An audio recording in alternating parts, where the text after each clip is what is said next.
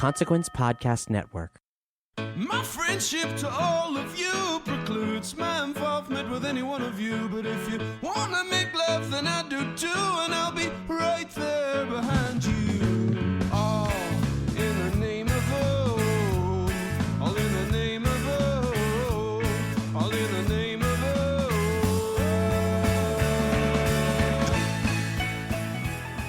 Greetings, constant listeners, and welcome yet again to the Losers Club, a Stephen King podcast from Consequence of Sound. We are pleased as punch to have emerged on the other end of the stand. Our feet broken, scuffed, and bloodied. Now it's time to kick up those feet as we discuss The Long Walk, the second novel King published under the name Richard Bachman. But before we hang up our sneakers, we just want to thank you for all of your iTunes reviews, your Facebook messages, your Instagram likes, all that good stuff. We really appreciate it. We like to talk to you guys. We like to engage. If you haven't left us an iTunes review yet, please do it. We'll appreciate it. We'll read it. We'll probably take a screenshot of it and send it to each other and make ourselves all feel good about ourselves. We do that, which is something that we all need to do in this time. My name is Randall Colburn. I'm a senior writer at Consequence of Sound. And to my left is... Hello, I'm Justin Gerber. I'm also a senior writer at Consequence of Sound. I'm Dan Caffrey. I am also a senior writer at Consequence of Sound. And to my left is... Michael Rothman. I'm also a senior writer at Consequence of Sound. No, I'm just kidding. It's the editor-in-chief. So big shot. The lamest thing I've ever said, or actually the most prickish thing I've ever said. So I apologize. Are you the major, and the rest of us are the long I am walk the major. contestants? I'm the major that I appear first. You know, I get very excited when I see young men ready to give their bodies and their life for me. And you also wear those mirrored air aviator sunglasses. I do. Actually, I actually got the same glasses that the cop in Psycho wears. So I was thinking about that, and we'll talk about the casting later on. Yeah. But and you wait, you want to cast the guy from Psycho from like 50 years ago? No. I'm thinking about the remake. Wait, again, let's... Well, we were already off on a tangent. What minute is this? 2? I know. Is this minute 2? Is that William H. Macy? No, he's Arbogast. Oh. Yeah, we'll get back to it later. Justin. Yes. Tell us about The Long Walk. Well, thanks, Randall. Well, The Long Walk, King actually started writing this, if you guys want to get really jealous out there, when he was in high school. And this was back in, I think, 1966. And in 1985, when he put the collection of his Bachman books together in the essay called Why I'm Bachman or something like that. Why I Was Bachman. Why I Was Bachman, that's the name of it, yeah. And he says, I submitted Walk to the Bennett Random House first novel competition in the fall of 1967, and it was promptly rejected with a form note. No comment of any kind.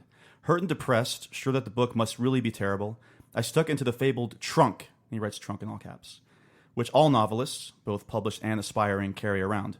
I never submitted it again until Elaine Geiger at New American Library asked if Dickie, as we called him, a.k.a. Richard Bachman, was going to follow up Rage.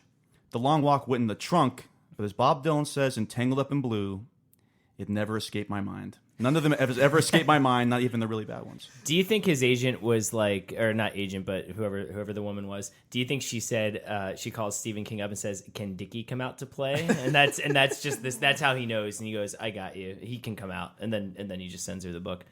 I feel like King could just be taking the most boring phrase, like "Hi, how are you?" and somehow be like, "As Bob Dylan said, hi, how are you?"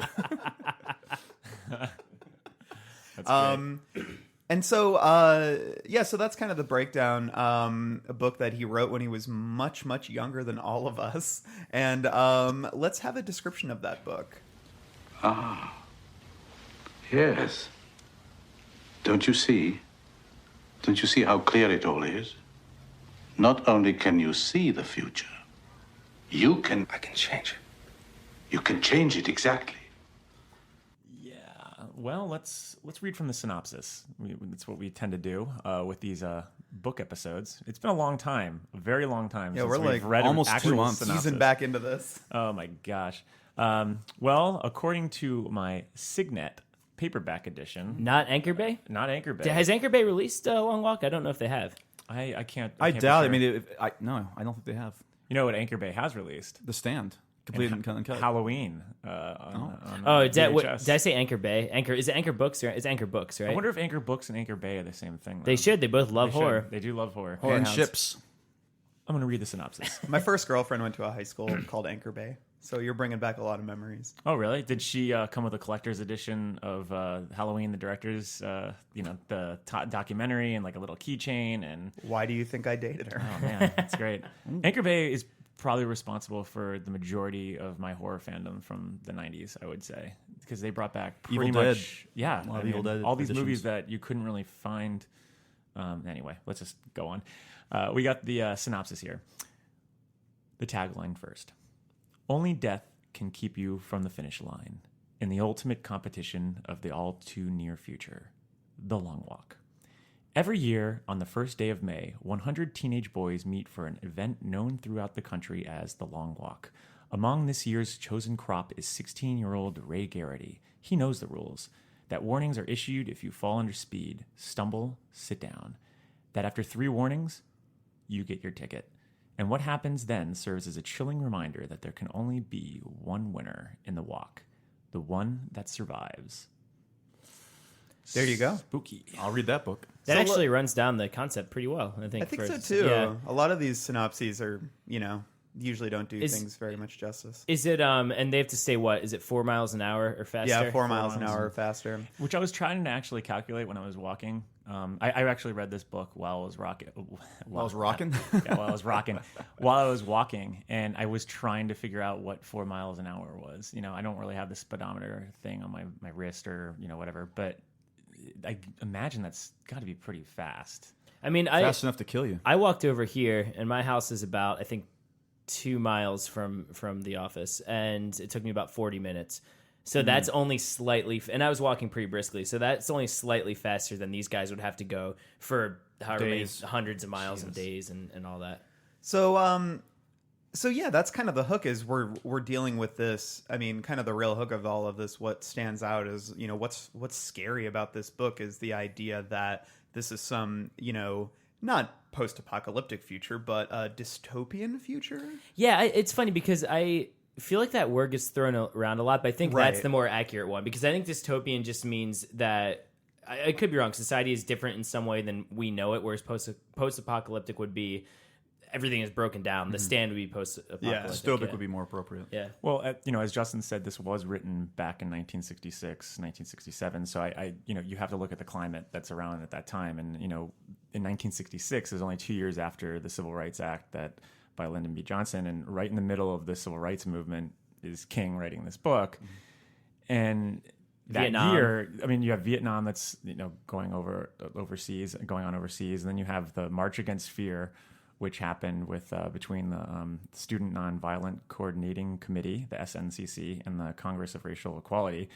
And that's when they actually fully embraced the slogan of like Black Power, and which eventually led to like the Black Panther Party. And you get this feeling that, I mean, the whole country was just exploding, with different culture, with different conflicts. And I imagine King, who was in high school at the time when he wrote this. Yeah, he said he started as, I think, as a senior in high school. In Once again, high if you want to school, get He jealous. finished it as a freshman in college. So he's going into college. Yeah. He's seeing the world changing before his eyes as his own world is changing.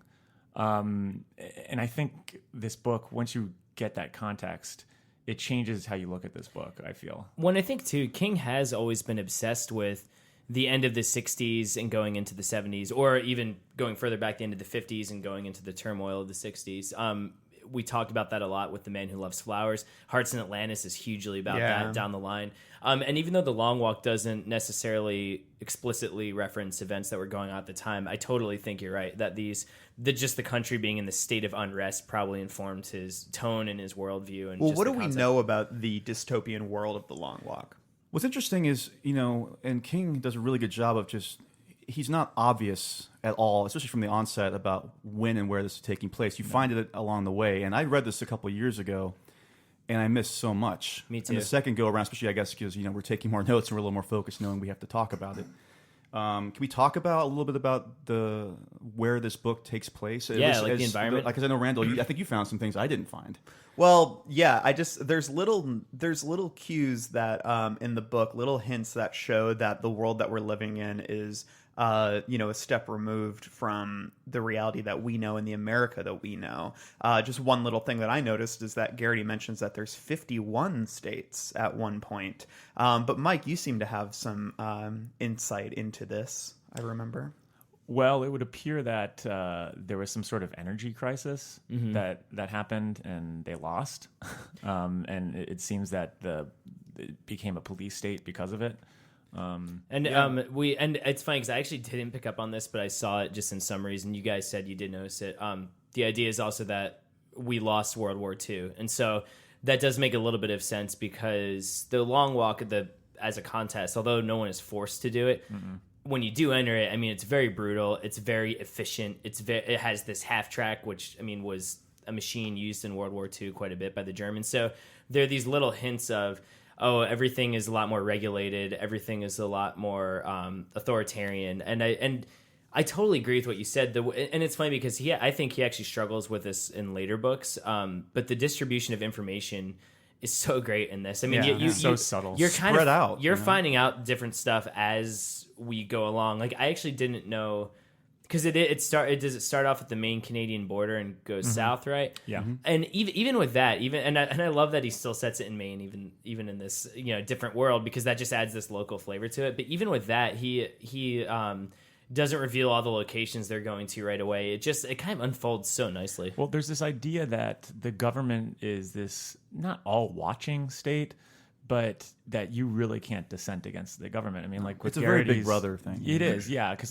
Garrity's father is a dissenter at one point, and then he gets just taken away, and he By has no squads. idea. His squads, And yeah, squatted. And like the major is treated like a presidential figure. He might even be by all intents and purposes the president, but they call him the major, and he is clearly a gruff, militaristic tyrant. Yeah, because Stebbins talks about how he, spoiler alert, and this is going to be all just so you know, guys. If you haven't read it, stop right now and read it and come back to us, because this is, we're back to the normal book episodes at this point. I think that's interesting, though, with the major being seen as like a president of sorts, because he does talk about how he wants to live at the house of the major. Yeah. And I imagine that the military probably took over things. Something crumbled in the past. This is what I love about it, is that we don't really know for sure. So there's a lot of speculation on our part, which makes this such a stronger narrative for me, because you're just as lost as almost as.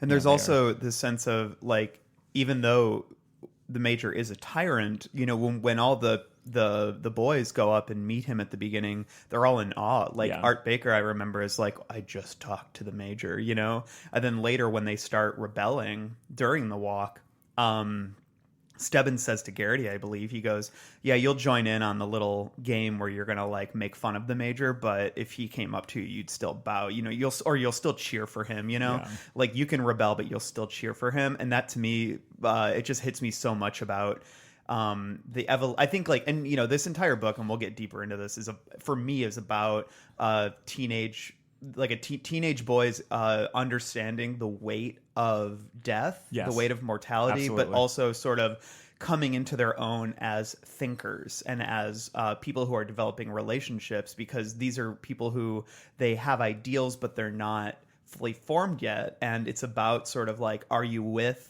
like you said, I mean, there was a distrust of the government, but the question is, if Lyndon Johnson came up to you and shook your hand, would you still shake it?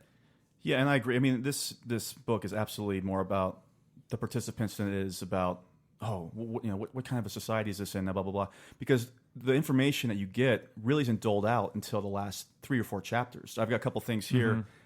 Dan, I think you mentioned it earlier. In chapter 14, there's a passing mention of the German air blitz of American East Coast near the end of World War II.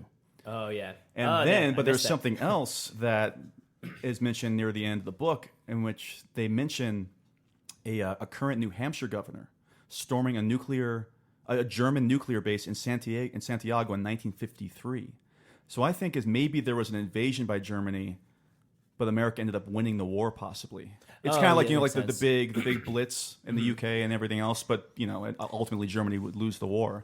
So again, but it doesn't ultimately matter. That's No. the thing. But Well, it's a way to look at the world and how are we looking at it. And also it's not because of the mention of John Travolta, which isn't, it's just dropped in there near the end of the book. King's Dominion. You realize King's Dominion.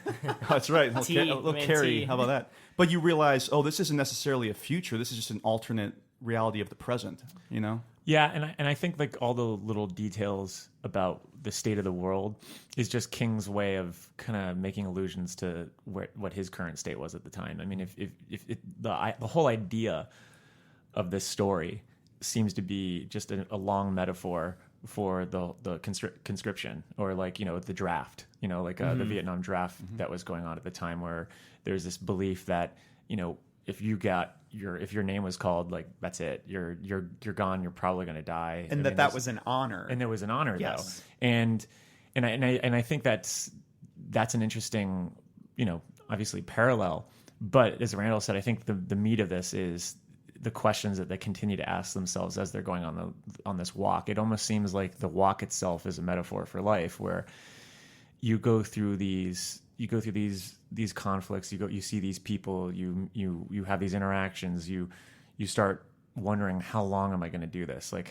Why am I doing this? And Why am I doing this? Yeah, is and huge, and the why for each character is really interesting, and still ties back to a lot of existential questions, not so much like reasons like why they did this walk. It's almost just their id.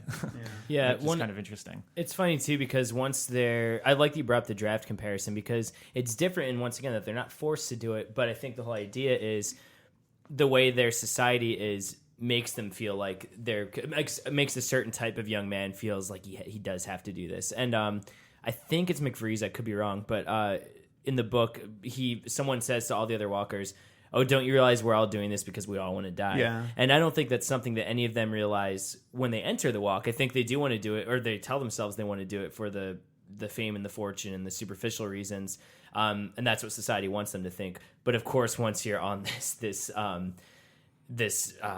death march, pretty much. I mean, I'm pretty much like that's exactly what it is. You do start to ponder that in your head, and also too, I'm curious to see if this is what you guys thought. When I started the book, and it had been a long time since I read it, I for some reason remembered it being there was a definite finish line, and that you just had to get to it, and whoever the first person was to get to it would win, and that a lot of people would die along the way.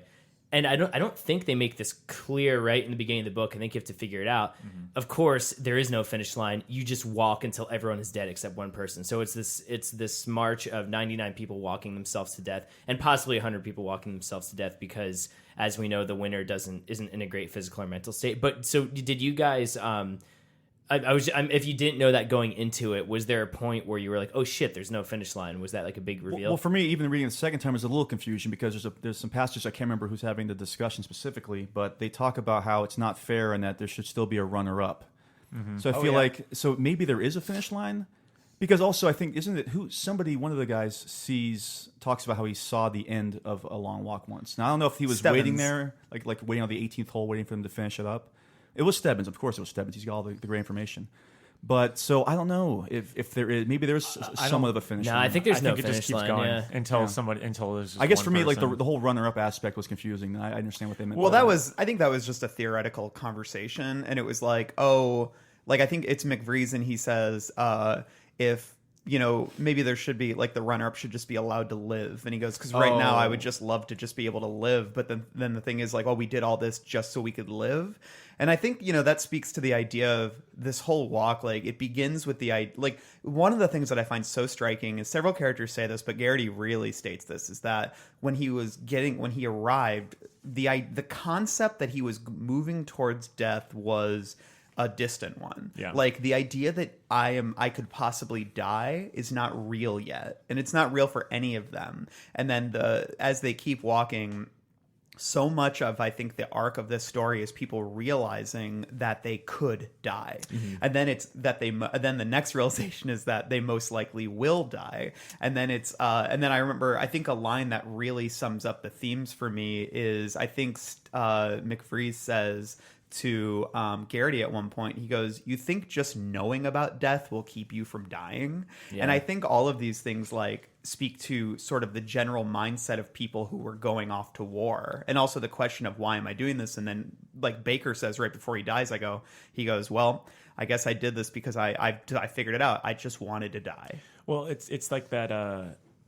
There's a great passage that Garrity has in one of his inner monologues that he basically realizes that he is at stake also, because I think there's this assumption as a kid, and rock and roll has captured this for years in themes and lyrics, is that you don't think that it's going to be you that dies. Like it's always like death is distant, death is not at your doorstep. Like this is your story. Like it's nobody else's. It's like it's your point of view. You're the main character. You can't exactly. die. And like there's a line. I'm going to read this one section.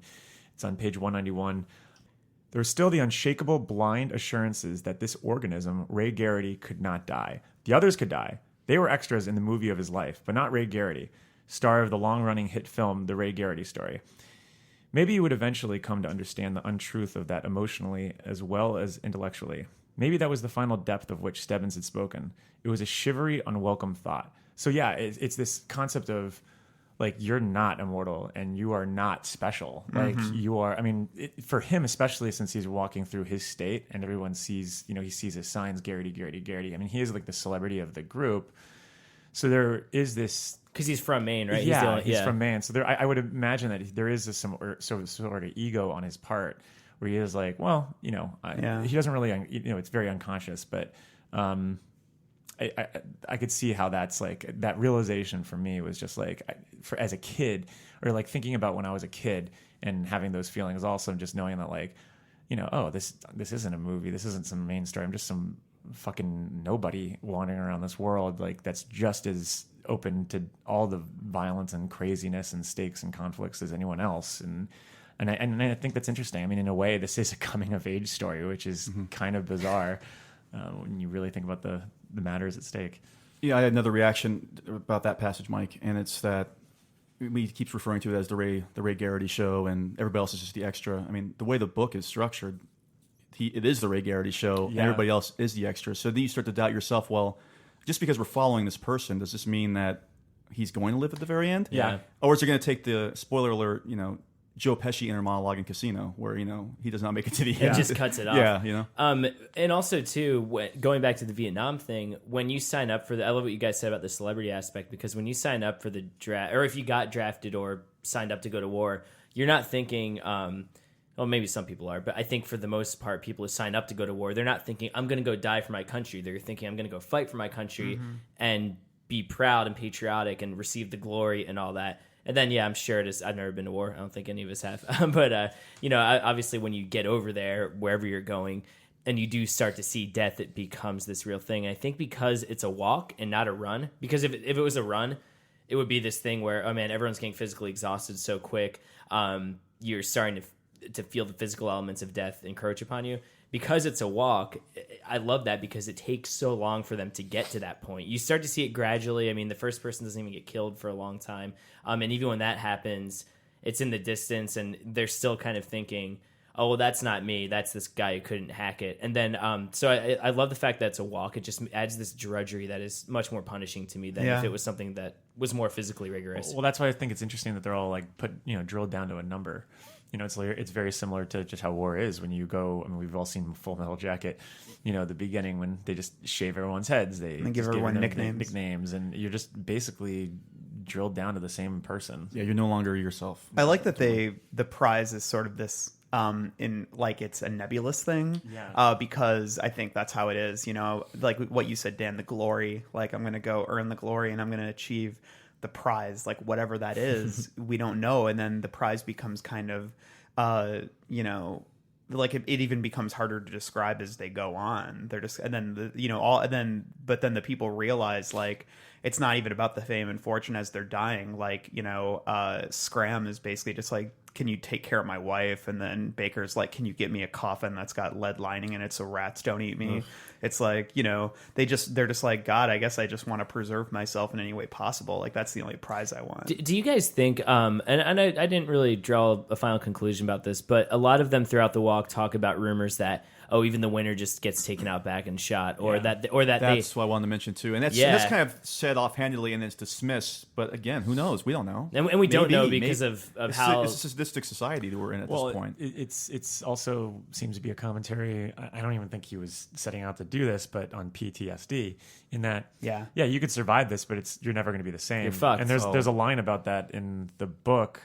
Where he talks about how he's... let me find the line. Yeah. But there's also just the ending, like, the final line is about him breaking out into a run. Yeah. Which I love. I can't wait to get to that. Because it's that sense of, like, I've been through this, and now I'm going to spend the rest of my life trying to run away from what I experienced in it. Yeah, this is the line. It says, "It was over. Even if he won, if he managed to outlast McFreeze and Stebbins and Baker, it was over. He was never going home again." And that's that's such a good line. There's a lot of really good, simple lines in here. But that sums up the whole plight of the And that's the story. penultimate chapter. I mean, there's still more to go, but it's over. The story's really over at that point. Do you guys, not to like switch gears completely, but since we're covering themes in this part now too, right? This was not something that struck me at all when I was reading it. I mean, just as an overall theme, but then just reading a few commentaries and synopses afterwards, it wasn't brought up a ton, and it hasn't been verified by Stephen King. But I did find a couple places that, including even like Wikipedia, that talked about how a big element of the book is this idea of repressed sexuality, especially with Garrity. Now, I guess the way I look at it, because throughout the book we hear things about, Garrity was caught with a friend when he was like 6 years old or something, like playing with their privates. Yeah. Which and then later on they start to have these kind of surreal, almost like lurid sexual thoughts about hand jobs and whatever else, and that's also counterbalanced with him making out with a girl in the crowd, really with a lot of enthusiasm, and it's kind of this clashing thing. And so, he's on this walk with all these other men, these young men, and so I guess my thing is, like, I don't know if King was necessarily trying to imply that Garrity was gay and that this was like this whole gay metaphor, but after hearing that, I was like, well, I guess maybe it is something about like sexual confusion and sexual repression. Because his experiences, I mean, I feel like just because you and your friends show each other your penises when you're 6 doesn't mean you're gay, obviously. Like, I feel like that's a pretty normal thing for like little boys to do. And I think as a teenager, and we brought up this song before, like 16 Blue by The Replacements, it's a lot about just like being sexually confused, period, when you're a teenager. So I was just curious, was that something that you guys picked up on throughout the book, or even if you didn't, is that something like hearing that you're like, oh yeah, I could see how that's kind of thing? I mean, the first time I read it, again, didn't pick up on it. Yeah, I just didn't. I didn't the second either, go around, I mean, I've got here in bold and underlined like a page worth of Garrity and sexuality. And the thing what you said about, when you're quote unquote playing doctor as a little child, male or female, with your members of your own sex, it doesn't necessarily mean that you are homosexual. One way or the other. It doesn't mean anything really. But the fact that it still stays with him a decade later, and what ended up happening to his friend Jimmy, and what ended up happening to his friend Jimmy, and what seems to be related to that incident from years earlier, or from a year earlier, that's what makes me question Garrity's confusion, or to a certain extent repression. And then he also definitely has mother issues. Totally. Question. And a lot of that ties into sex too. I don't know if that's an Oedipus thing or what. Yeah. So again, it's not like the book ends with them saying, "Oh, and Garrity." It's all very vague, and it's just another little nugget that King manages to add into the story of 100 people walking down a road. Yeah, and I love that he doesn't come out and go. It's even if he was writing about that really consciously, which maybe he was, maybe he wasn't. From what I could find, he hasn't commented on it one way or the other. I mean, it's not, and it's like I said, it's not even something that gets brought up a ton. It's just some stuff I found online. But even if he was writing about consciously, I love that he made the choice just to kind of make it this element of Garrity and this thing that gets explored. And you hear McVrees call him out a little bit on it, like, oh, give you a hand job. And then also too, that could be a moment of taunting, but it could also be McVrees, I think, is much more of a truth teller than Garrity is throughout the book, and we'll talk about that when we get to characters. But that could be a moment of him also just like wanting Garrity to be his most honest self, and I love that we don't necessarily get a decision on that one way or the other.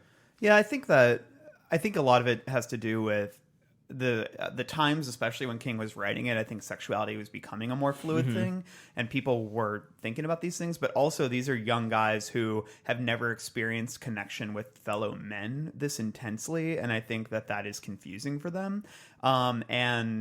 But you said, Dan, that it's not a big thing in the book, but like last night we actually mentioned this, and then I went home and I was reading it, and it is everywhere. Like they talk about sexuality so much. And I haven't gone back and since finding that out, I haven't gone back and rechecked it. Well, so McVrees especially, he's always talking about it, and like he brings it up a lot. And then, but what I find really fascinating is that Garrity, the more despairing he gets, the greater legend he builds around his relationship with Jan, and he becomes the vibe that I get that I kind of love, and I get this because this is a very teenage thing, is the idea that he's only been dating this girl for a short period and they haven't had sex or anything, but he like the longer he's out there and the more despairing he gets, the greater he builds it. And it's like she's his wife, like as it keeps going on, like he is so obsessed with her, and he builds this narrative in his head of this beautiful relationship they have, and where it's going and what it's going to be. And it feels like a very, well, this is what I should want sort of thing. So it reminded me of summer camp in the sense that like you have your real life and you go to this, this world where you are yourself, but you're not really yourself. You're kind of a recalibrated version of yourself, so to speak. And I figured that, you have all these guys here who are exchanging stories, and some of them could be tall tales, and could be realities. And I feel like the Jan story was very, like bringing, I want to admit this story. So when I went to summer camp a long time ago as a kid, as a little chubby Mike Rothman, I brought a photo of my online girlfriend at the time, and I said, "Oh, this is my girl back at home," or and I did you say my girl I like did, that? Yeah. That was my girl. Yeah. I was lame like that. Was it Jennifer Love Hewitt or something? It was it was a cutout of like Party of Five. It was like a photo from Entertainment Weekly. They still had the article on the back of the photo. It's got a low definition photo printout. No, I had actually been pen pals with someone for a very long time, and we quote unquote called ourselves like internet, online girlfriend, boyfriend, or whatever. But it was this thing where I went to this summer camp in like the middle of like upstate New York, where all these cool kids from like Manhattan and Jersey and all these other guys had really cool backstories and these like big relationships. And I had this photo, and I just brought it, and I just said, well, this is my girlfriend, and then they just kept asking about different questions, and just basic stuff that you would have, because that's your life. Then they're going to ask you about your life. And I just kept making all these tall tales, and it got to the point where like I think 3 weeks later, like people were already like, well, that's kind of weird. Why do you just have this one photo, blah, blah, blah. And like I just was eventually just stopped talking about it and everything. And when the Jan stuff, when you just mentioned that right now, Randall, about how him embellishing, Garrity embellishing these stories about Jan, it made me think about that, because there are a lot of guys here that bring a lot of stories of experience, and I mean one of the guys, Scram's married, and I think that there's a little bit of that there, that fictionalizing yourself in the sense that he wants to kind of pump his chest, but also, like you said, there needs to be some sort of meaning. Like, why is he doing this? Yeah. And I think that's a huge part of it. And I think that he needs to figure out. I think that there's a sort of adolescent rage that brought him to this because of what happened with the government and his father. Yeah. And and I think there's a lot of subtle gestures to that. But I think as this goes on, all of them need this sort of beacon to kind of keep watching and to keep going towards. And I think for him, it's Jan, just this little seed of truth that just like kind of he just expands upon. And I don't know. I mean, that becomes his mission statement. Jan is his mission statement ultimately. Like you said, Randall, in the beginning, it's just kind of how Jan is just his girlfriend. She's not even there to say goodbye to him. Right. It's just his mother that drops him off. And he's kind of resentful of her because, they never slept together. And so it ends. I mean, listen, you're a 16-year-old boy And if you think you're about to die and you never had the chance to have sex as a hormonal 16-year-old Totally. boy, couple that with, again, you're on literal death march. That will also start to fuck with your head as well. And she does show up at the end, which She is at the funny, very end, but and then at that point, it's just been romanticized to a point where you think this is the greatest love story of all time. But he doesn't even. He just kind of goes past her, right? 'Cause she No, gets- he no, does no. run up He- to her. It's an intense sequence. He almost It's- dies, and if it wasn't for McVrees, he would be dead. And she That says, is- Yeah. and she says, "I love you" to him. Yeah. But It's she a- but he scene's doesn't. Yeah, I mean, but he McVrees takes him away, and he just kind of like because he. Oh no, he no, talks, he wanted to stay. I thought He's like, there's a line about him seeing her kind of disappearing into like he's. Oh, because being- as they're yeah. leaving, he turns around. I think he sees her scarf blowing Yeah. as That's they right, walk that's away. right, yeah. Oh, that's. And then he has we'll that get to guilt of like not looking at his mother, which also plays into the edible. Yeah, thing also. the guilt of like, yeah. Yeah, and I think, and this will play into, I think, our next segment of the show. But I find it so striking that he wrote this when he was still a teenager, because it's so much about teenager sort of feelings and emotions and the heightened nature of it, but also the naivety of it all. And I think that that really manifests really beautifully in just the simplicity with which this book is written, and that lends itself to sort of the form and the structure that I feel like we're going to talk about right here.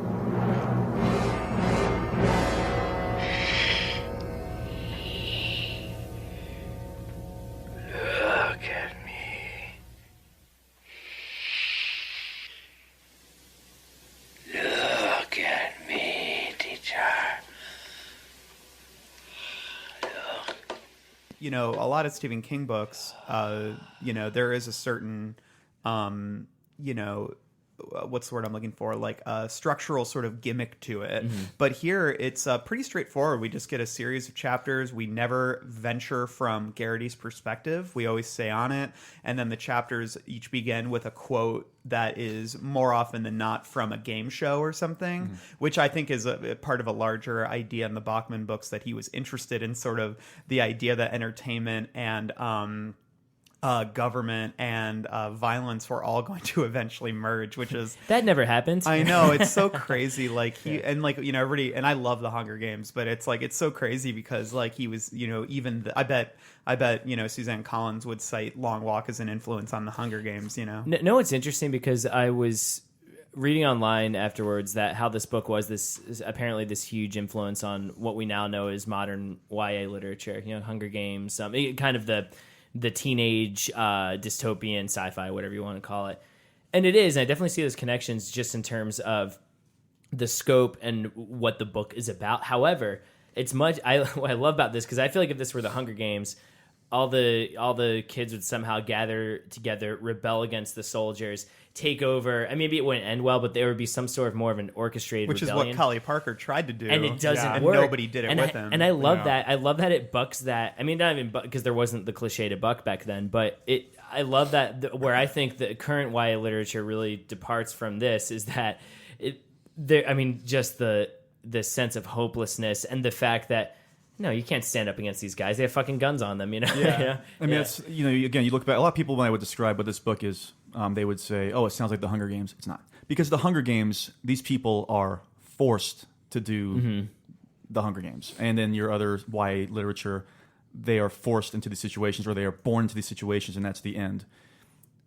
Whether it's manipulated or not, which, I mean, it is manipulation, it's their choice to do the walk. They're not being pulled out of their homes and being forced to do it. And they're not skilled. They're not like archers and They're not. They're gladiators just and things. exactly. I, They're mean, just I think they have to take teenage kids. they have to take some. Was it the mentals test? Yeah. Which is, you know, the question is, you know, like, why do you feel qualified to participate in a long walk? Yeah. like an essay about. And these are the how- sorts of things people did to get on game shows. Yeah. Like, and I think that's why he begins those chapters with all those game show things, to show that this, like, there is a certain sense of the stakes aren't as established. People see this as a game, and then the consequences are death. Well, it's interesting. I was thinking about these quotes that he keeps having before each chapter, and how some of them are really dark. And I love the Chuck Barris one. That's the one for chapter 4, which he says, the ultimate game show would be one where the losing contestant was killed. And you know, Chuck Barris is famously portrayed by Sam Rockwell in Confessions of a Dangerous Mind. movie. Great movie. And Absolutely, he a actually died CIA this year. agent as well. And definitely. a CIA He just agent. died a few weeks ago, right? did- Or maybe longer than It was that. I think it was like a couple The last of year or months so. ago or something. Yeah. But I was wondering, is without the internet, how did King get all these quotes? He probably just had to, I honestly probably just watched them and transcribed them. I do like that one of them is from Sesame Street. It's the Count. I thought that was really cool. Yeah. And at first I was like, oh, why didn't he keep them all game shows? But I kind of like that he threw that in there. Just this, and that's a later chapter. It's just when things are getting more absurd and more people are dying. And I think the quote is just something like, does he say like, oh, why do they call me the Count? Because I love to count. Yeah, and I love that. It's a chapter where a lot of people die. Yeah, I think he just probably watched them and transcribed them, right? I mean, I would imagine, but maybe not. I guess what I really respond to in terms of the way that this book is written, it's like, he talked about in the intro how he wrote Running Man in 3 days and barely any edits were made before it was published. Humble brag, but like, but he also had some a little aid for a little of the nose fairy dust, little of the devil's dandruff. Let's just say he wasn't alone in the writings. But I'd say that like. When I read The Long Walk, that's the kind of book that it reminds me of the way people say Jack Kerouac wrote On the Road, that he wrote it all on one piece of paper over a couple days, which has been famously disproven. Well, I mean, he wrote the final draft of it that way, but he had been writing it for years. But like there is such a feverish quality to the way that this book is written that I wouldn't be surprised if King wrote it in a very short period of time, which he didn't. He wrote it over a couple years, and then, obviously when it was being published, he revisited it and updated it and added and probably incorporated some of the things he's learned since then. But there is such a feverish quality to the way, because we stay so tightly wound inside Garrity's head, and Garrity is a really smart impulsive but also level-headed teenager early in the book, but then as his mind starts to snap, so does the text in its own way. Like the sentences become longer and more disjointed, the punctuation becomes really erratic, his thoughts kind of veer all over the place, and I love that. But then when he gets like a second wind or whatever, the text will like even itself out. But then, what I love about the text in this book is that it really seems to embody his Garrity's mind state at any given time in the book. Well, again, that's what happens when you focus on just one person essentially, and then his surroundings and the people around him. Do you think it's just a coincidence that when you think about it, when this book was published, he had already published 5 novels as Stephen King? But the only ones he published where the focus was just on one character, essentially, was this book and Rage. Yeah. Do you think that was a specific Bachman trait, or is that just a coincidence? I think it's just the state of where he was when he originally initially wrote it. What I love, I feel like this was the perfect book for young King to write, and I feel like he kind of takes advantage of, I am a young, I'm like a young, socially active young writer who is still learning his craft. So he writes a book that takes place in one character's head, that is limited to a really specific setting, that has a really specific high concept premise. It's all about teenage boys. He's not trying to write about people who aren't him. And it's obsessed with violence, which I think is what a lot of teenage boys find themselves. And then it's also encountering the sort of things that teenage boys encounter. And that's what I really love about it, is I feel like I think this book works so well because King was playing to, as a young writer, all of his strengths at that time, and he wasn't trying to overreach or create something that was too epic or too crazy. He really limited his focus with this book, and I think that's why it works on so many levels. Do you guys think that? And I agree with all that, and I mean I really do love this book. There were a few times though. And I think this is maybe a result of the structure, but then again, maybe it does make sense that this would happen, where, especially towards the end, the characters would get a little expositional, like especially McVree. Like McVree's whole story about his girlfriend and all that.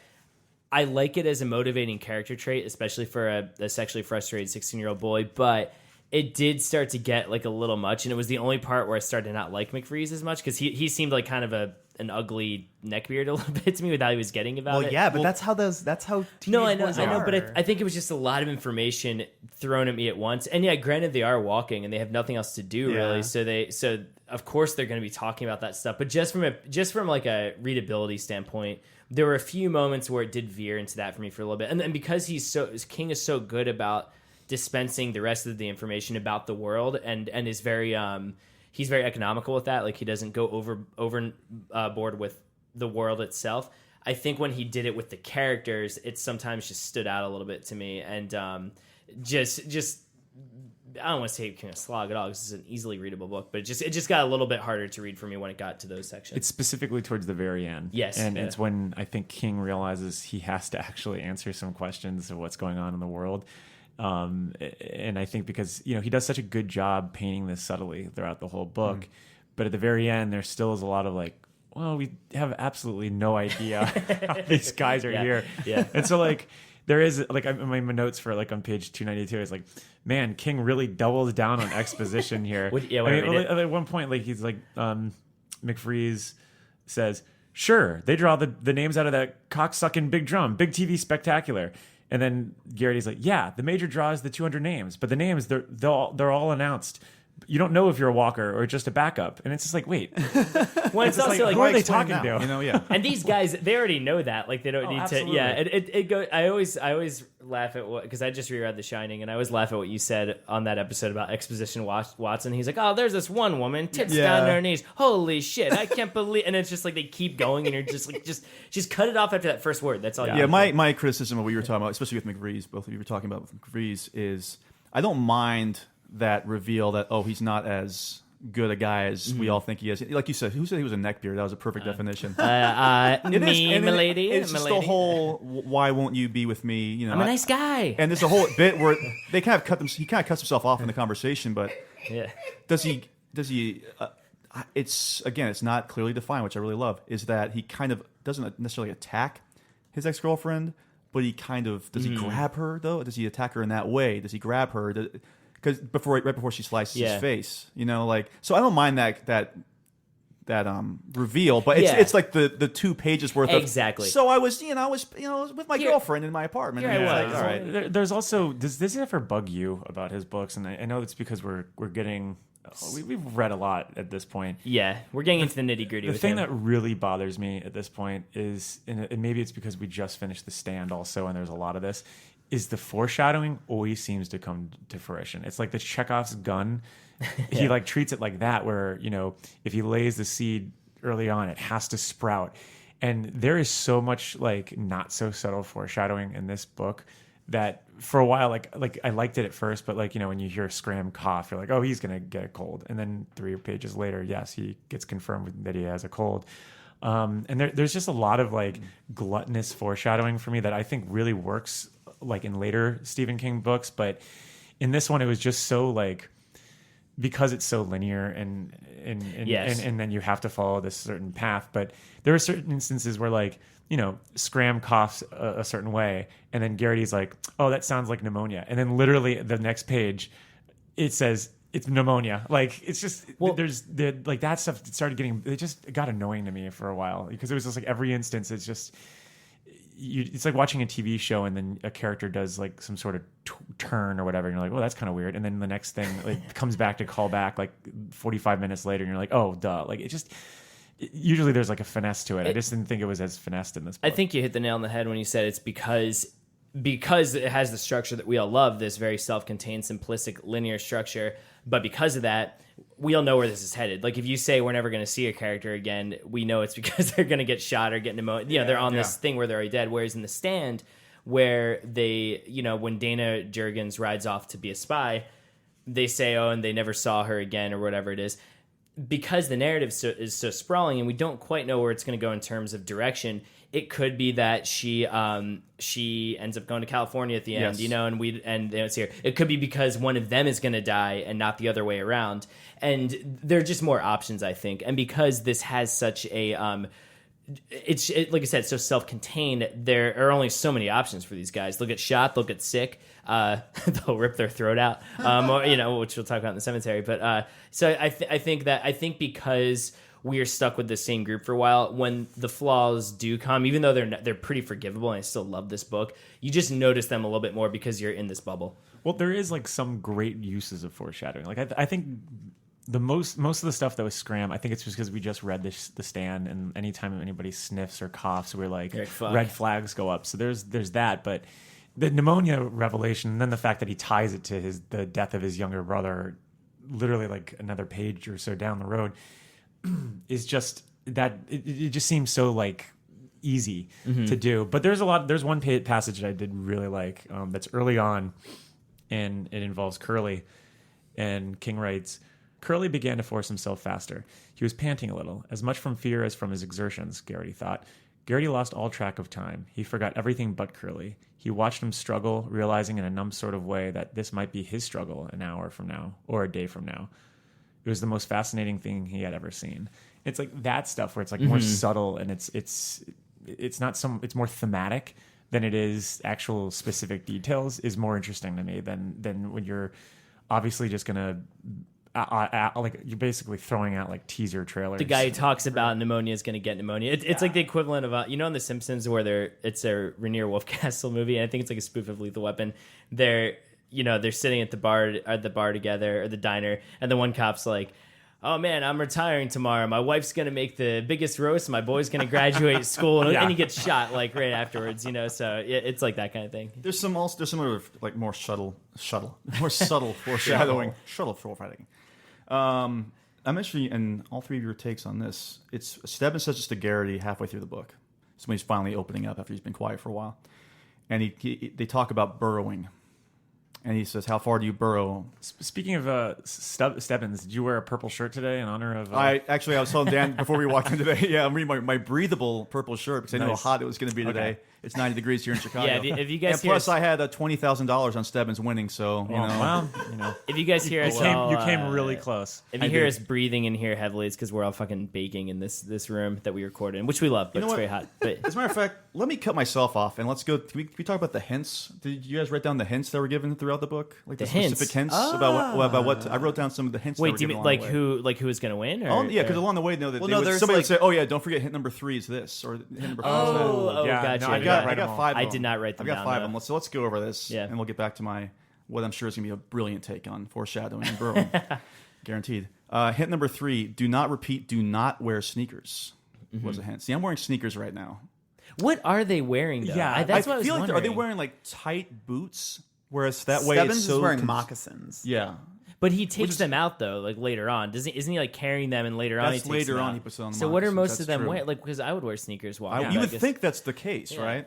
Yeah. But looking back on time, human beings are not supposed to wear sneakers. Our feet are made in a way we're supposed to actually walk with our feet. Yeah. But obviously, you can't do this without your feet literally being torn apart and bleeding and whatnot. So, but he mentions PF Flyers are the shoes that he's wearing, and I don't really consider those sneakers per se. It's the ones that Ewing is wearing that ruin his feet are the PF Flyers. Is King maybe referring to sneakers in a very specific sense? Like maybe tennis shoes are different than sneakers. Like maybe he means like basketball sneakers or like Converse. Yeah, because Converse would be really bad. That would be really bad for your feet. I think he was referring to Air Jordans actually. That's right. He was so ahead of his time. Randall and I know a guy, our friend Troy Martin. He walks around barefoot maybe not at work, but I think goes any barefoot. Opportunity that he doesn't have to wear shoes or socks, he takes. And I don't think his feet are. I mean, obviously in the winter or something you have to wear them, but I don't think his feet are like fucked up. Really What is bad. he? Steve Jobs? No, he's like this. It's funny. He's No. He's like. I think his feet are like.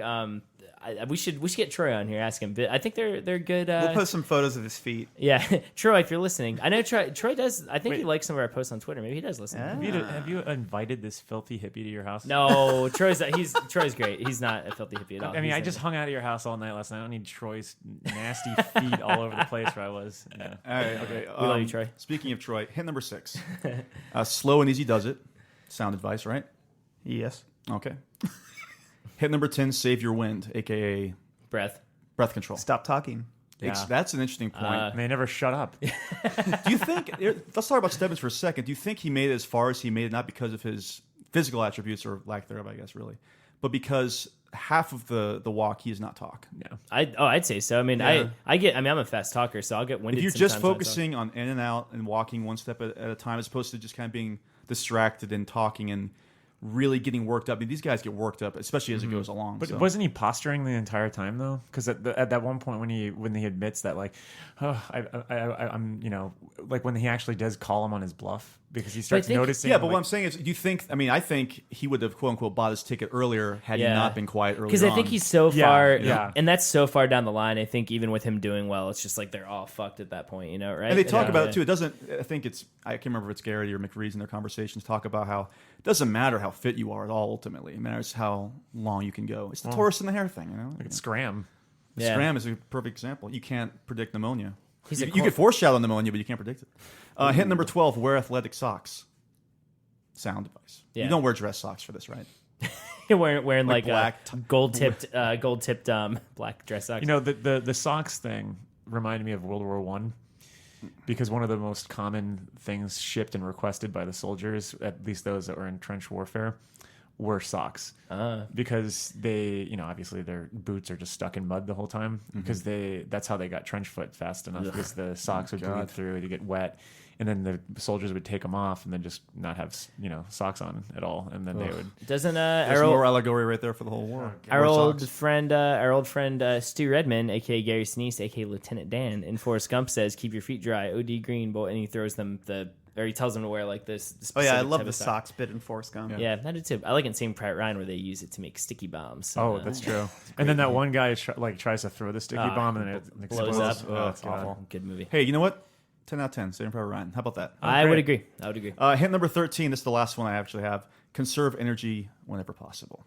So there you go. Yeah. Makes sense, right? I think those are good hints. The sneakers one is, even when I was reading it, I was really confused. I even looked at the picture because I have the old Bachman book edition, which has like the original covers on the inside, and they had the front cover of this book from like when it first came out is I think it's at the end with Abraham, because there's a guy with his shirt off that's keeled over, and then Garrity's walking next to him, and it looks to me like Garrity's wearing sneakers, and that's just the illustration. So I really want to know what Stephen King meant by sneakers. I feel like in my mind, I'm thinking like Converse. Yeah, because I feel like they would maybe call like what we all like Adidas would probably be called tennis shoes or something like that. Because So, your Nikes and Adidas weren't honestly invented. Don't quote me on this. I'm pretty sure the 60s. So I'm not sure how popular they were at this point. Yeah. where those would be As walking mistaken shoes. as sneakers. Yeah. Exactly. sense. Any more thoughts on form and structure? Oh, I wanted to let's go way back to my Stebbins and Garrity bit. So they talk about burrowing. So is this foreshadowing for Stebbins or Garrity? Because Stebbins says you burrow until you hit bedrock, then you burrow into the bedrock, and finally you get to the bottom, and then you buy out. So He's talking about his mind. yeah. And do you think, because like we talked about this, Well, he's a maybe rabbit. Rabbit also. mic. Yeah, and Stebbins just dies. Yeah. Like his body just shuts Gives down. out. Now, do you think he began to burrow himself at that point, or do you think that the way this book ends, Garrity's lost his mind? So do you think that Garrity burrowed so much into his own mind that now he didn't buy out by dying, but he's bought out of reality at that point? I gathered that Stebbins had been so within his mind that when he actually did unlock, because he starts opening up a lot towards the end, Yeah. that he started connecting again with his body, and his body's like, "See ya." This is Yeah, like, I gone. think That's Yeah, that's a good theory. Yeah, that was a question I had, but that was a question for Zeros and Villains. Well, maybe we'll answer it. So do we? Well, I did want to go over some passages because I usually do the great writing, in this section. Yeah. And they're because I spend a lot of time not bashing per se, just pointing out things I didn't really like about the book in terms of the foreshadowing. But, for this being a early era book for King, the age of 16 or 17, Man, that that does make me jealous. if not younger. He was half our age when you I wrote mean, this. it's baffling. I mean, there are some amazing passages in this book that I reread again and again and again, and this is just going to be something recurring with me on this podcast, I guess. I just love pulling out a lot of these passages, and Well, I've got some too. So should we do that now, or do you want to wait Yeah, till I later? think- Let's We might as well now. do it now, right? because we Yeah, usually do it put now. that in this section. So I just didn't Let's want to. close out structure right with some. Some good form narrative. I was trying to think of some kind of like Not good form talking, apparently, but let's hear some good, kind of clever some good form. writing. Yeah. And we're going to make a new rule. Whenever I'm in here, you hear me typing. Or whether you don't hear me typing, what the fuck you hear me doing in here, when I'm in here, that means that I am working. That means don't come in. Now, do you think you can handle that? Yeah. Fine. Why don't you start right now and get the fuck out of here? Mike, what you got for us? Well, I have on page 72 of the Signet novel, I have this great section where they pass a graveyard. Ooh. Hey, over there, McFree said cheerfully. Garrity and the others looked to the left. They were passing a graveyard situated atop a small grassy knoll. A fieldstone wall surrounded it, and now the mist was creeping slowly around the leaning gravestones. An angel with a broken wing stared at them with empty eyes. A nuthatch perched atop a rust flaking flag holder, left over from some patriotic holiday, and looked them over perkily. Our first boneyard, McFree said. It's on your side. Ray, you lose all your points. Remember that game? You talk too goddamn much, Olsen said suddenly. Something I do like about that passage and just how they capture all these towns they're passing, because, like I said before, King or Bachman, or however you want to say, he does keep this largely in Maine, even though it's this dystopian thing. And I feel like with a lot of dystopian novels like 1984, The Handmaid's Tale, a lot of these books that I guess maybe are of a similar ilk, there's kind of a sterility to the surroundings. Everything's very cold and clinical. I guess they really draw attention to the more otherworldly features of whatever world they're in. Whereas with this, even though we're in this kind of separate scenario from where we live in, it still feels like that kind of bucolic, pastoral, small town king coming out when we walk past these towns. And when he describes how what's the big, is it Portland they get to the big, they get to like a kind of a bigger city or something like Augusta, that or maybe it's Augusta.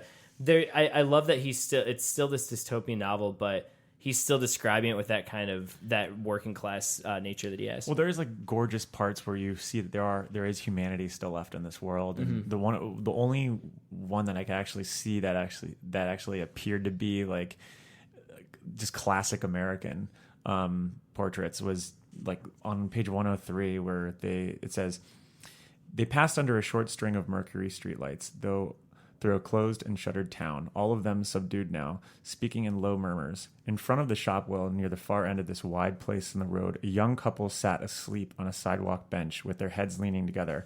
A sign that could not be read dangled between them. The girl was very young. She looked no more than 14, and her boyfriend was wearing a sport shirt that had been washed too many times to ever look very sporty again. Their shadows in the street made a merge that the walkers passed quietly over. Yeah, it's awesome. Like, that is gorgeous. But it's just peaceful. Like Exactly. You didn't expect that, and that sort of unexpectedness and that throwback to a more simpler time, and how I'm sure Garrity sees that and is like, I walked away from that to do this. It just speaks volumes. It also and it's too long to read because it's several pages, but they do have these moments of respite in the walk, and the one that really stands out is the man wanting to give the walkers watermelon, the Italian guy. Oh, God, I love that scene. Yeah, and I mean, I wish I could read but it's really long. But he, of course, what you think is going to happen, because the onlookers are not supposed to help out the walkers at all. You think what's going to happen is he gives them watermelon, and he gets shot or taken or just squatted. Yeah, exactly. And what happens is they sort of, the soldiers try and restrain him, and he throws the watermelon up, and all the walkers catch it. I think like almost every walker in that group gets a piece of it, and you keep they share it with each other. And you keep waiting for something horrible to happen there. And there are plenty of other times, like with the dog, where horrible things do happen. Yeah. But I love that moment is it's just this really nice thing, and it's kind of them getting a second win halfway through the I have a walk. different interpretation of that, though. Oh. Because I think he's there because he knows there's going to be big crowds and he can sell out of his watermelon. He is, but I think that he did want to get the water. Yeah. the Well, I watermelons see to that, the but I walkers. think it's an interesting. There's still a darkness there. Oh, where absolutely. He's there to make money ultimately. There's still the idea of him capitalizing on economy this thing. and, yeah. But I think we end on this thing with the walkers feeling this sense of renewal in a way, and it's for the walkers, it's great. Yeah. obviously. Yeah, like they don't I'd say care. it's They more don't care about that- it's more about the humanity in the walkers. It reminds me of that scene in Shawshank when they have the beers. yes, perfect. absolutely. You know, and then also even like in One Flew Over the Cuckoo's Nest, when all the guys get to just be themselves for a little bit and not be the mental patients. It's just like that reprieve of the situation at hand. It's good to have It's that. a good I think. monotony. Yeah. What do you got, Justin? Oh, I have As a couple, but I'll just do this one. I really loved a lot. It's in chapter 14. of which edition? It's funny. I read this 3 different ways. I read this through the Overdrive app on my computer, so the page count's different. I read some of it on my phone, which is a different page count, and I read it in the old Bachman Books edition. So I have all I can tell you is this takes place in chapter 14. And it's when he describes Augusta, and he goes forward and he describes the crowd as a proper noun. It like personifies this. And this bothered the hell out of me. He writes, the town itself had been swallowed, strangled, and buried. This is about Augusta. In a very real sense, there was no Augusta, and there were no more fat ladies or pretty girls or pompous men or wet-crotched children waving puffy clouds of cotton candy. There was no bustling Italian man here to throw slices of watermelon. Only Crowd, a creature with no body, no head, no mind. Crowd was nothing but a voice and an eye, and it was not surprising that Crowd was both God and Mammon. Garrity felt it. He knew the others were feeling it. It was like walking between giant electrical pylons, feeling the tingles and shocks stand every hair on end, making the tongue jitter nuttily in the mouth, making the eyes seem to crackle and shoot off sparks as they rolled in their beds of moisture. Crowd was to be pleased. Crowd was to be worshipped and feared. Ultimately, Crowd was to be made sacrifice unto. It's just, he's lost it at this point. When you say that, like, he uses the God and Mammon thing a couple times in there. And I think that that's really a symbol of kind of the loss of idealization, like the loss of innocence, in the sense that the things that we posited as gods, the things that we posited as unimpeachable and beautiful, are eventually perverted, you know? Yeah. And this whole book to me is about that transition in the lives of these people. And speaking of people, I knew that's what you were gonna do. I think that takes us to our next section, which is what we like to call zeros and villains. I'm gonna have to kill this fucking clown. Welcome to the Losers Club, asshole!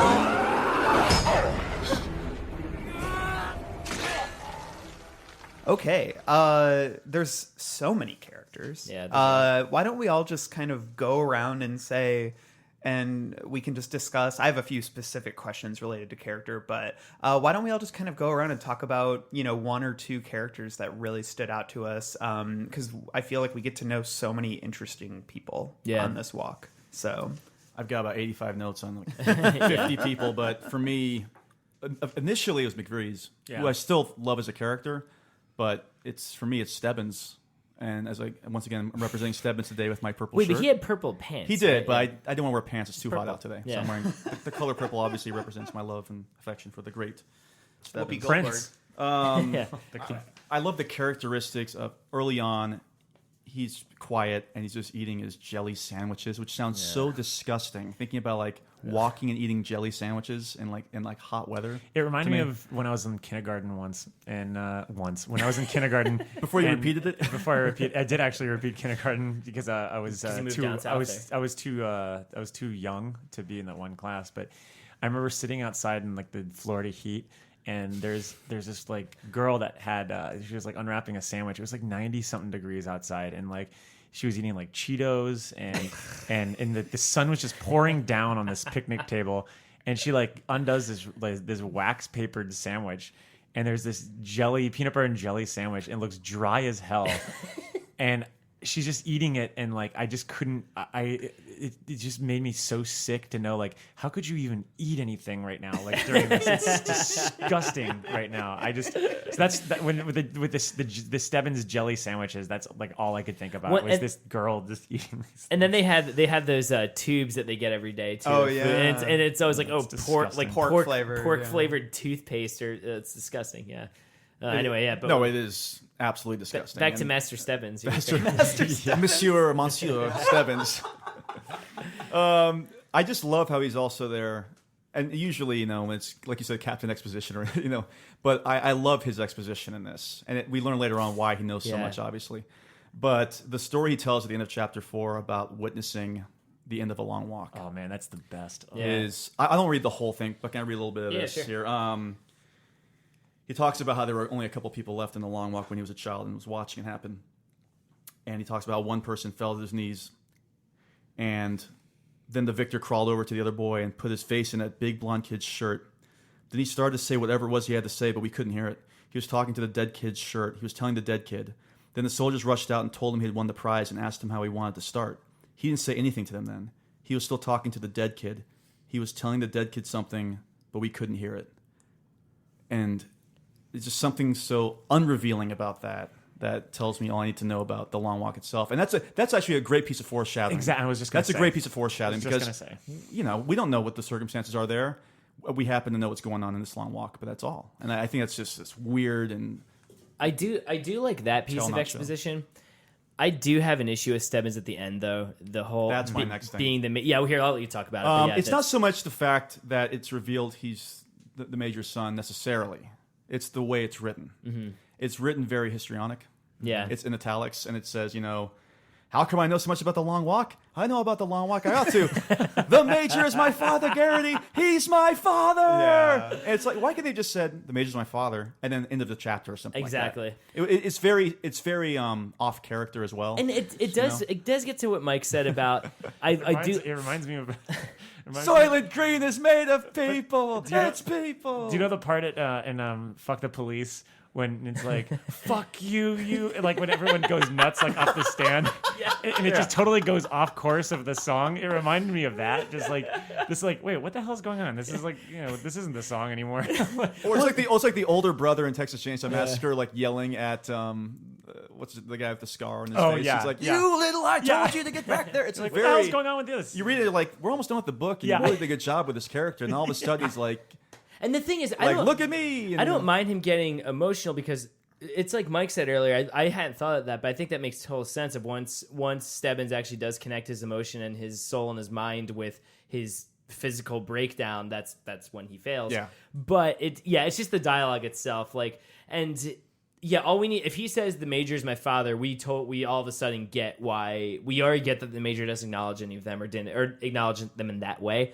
So we can fill in the dots, but he says everything like, well, he has kids all over the United States. See, I mean, he doesn't say it like that. He does. It becomes that. Like, we don't even need to know that. Yeah. It's fine if you're his son, and it's crazy that the Major's son is in this, and he knows it's his son, and he allows him to do it. But it sounds like I don't like the character all of a sudden. I still love the character. No, he's great. I love also in the beginning before we even hear from him, he's just kind of this one person of 99 that for some reason Garrity cannot stop thinking about. Yeah, Garrity's obsessed with him. He's obsessed with him. He's like, what, are you talking now? Like he'll hear somebody laugh, and he'll turn around, and it wasn't Stebbins, or was it? Who knows at this point? Yeah. Do you guys he'll think that somebody bought it out, and nope, it's not Stebbins. He's also wearing purple, and he's also wearing a little bit of green, and those are the supervillain colors too. If from Joker.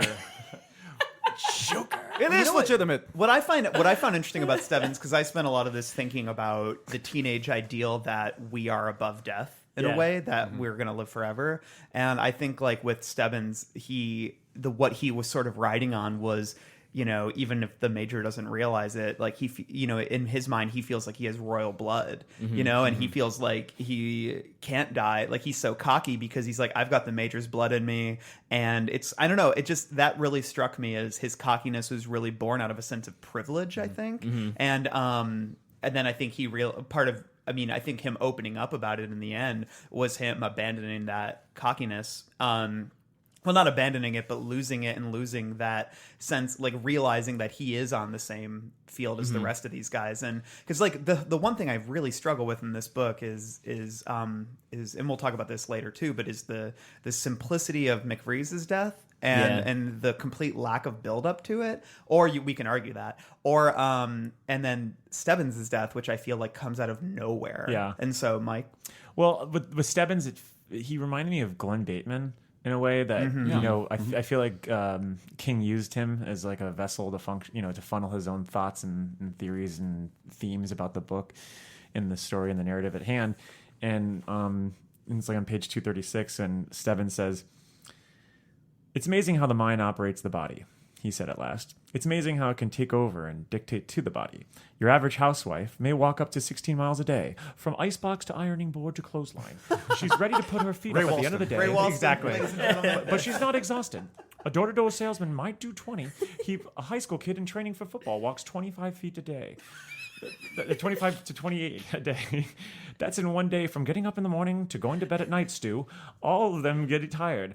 But Mr. Redmond, East Texas, none of them get exhausted. It's okay, Mr. Henry. It was very.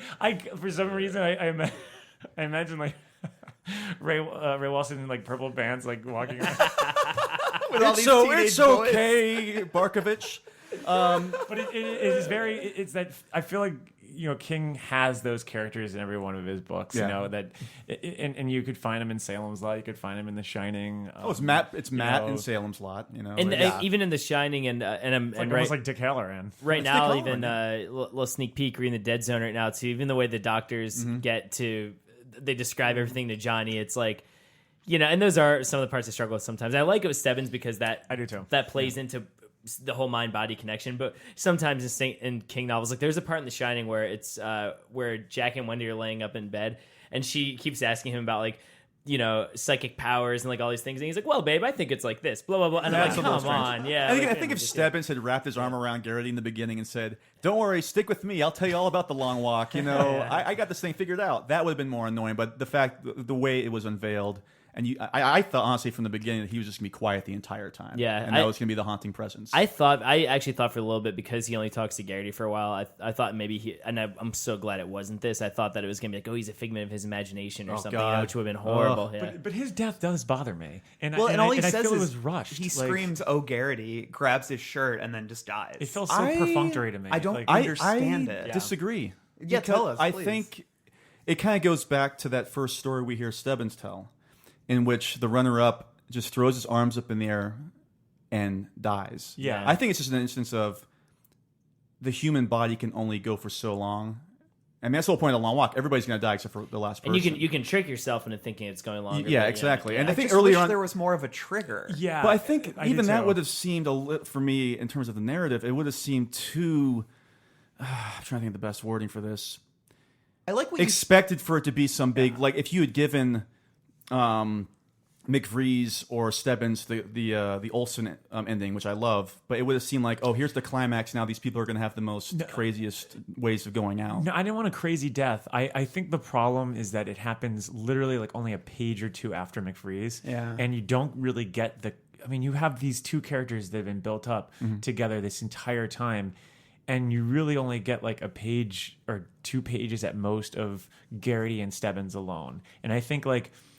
When McFreeze dies, he talks about how there wasn't even enough tears for him to like cry, for his friend Pete, and it's gorgeous imagery, and I really love that.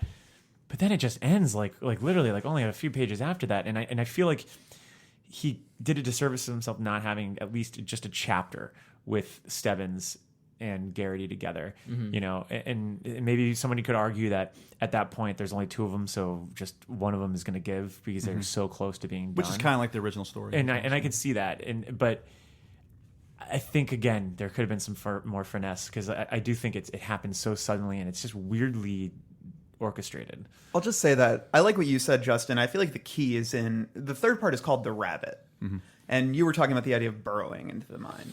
And you just mentioned that the mind controls the body. Yeah. And what Stebbins seemed to have was the mental capacity to keep his body moving. Yeah. And it seems that maybe it was in opening up about the Major being his dad and actually expressing some humanity and actually connecting on some kind of level with Garrity that broke whatever mental hold that he had on his body, and then his body died. Well, because their reactions are not very confirmation. They don't really confirm his confession. They kind of just go, and maybe he's doubting it himself at that point. Yeah.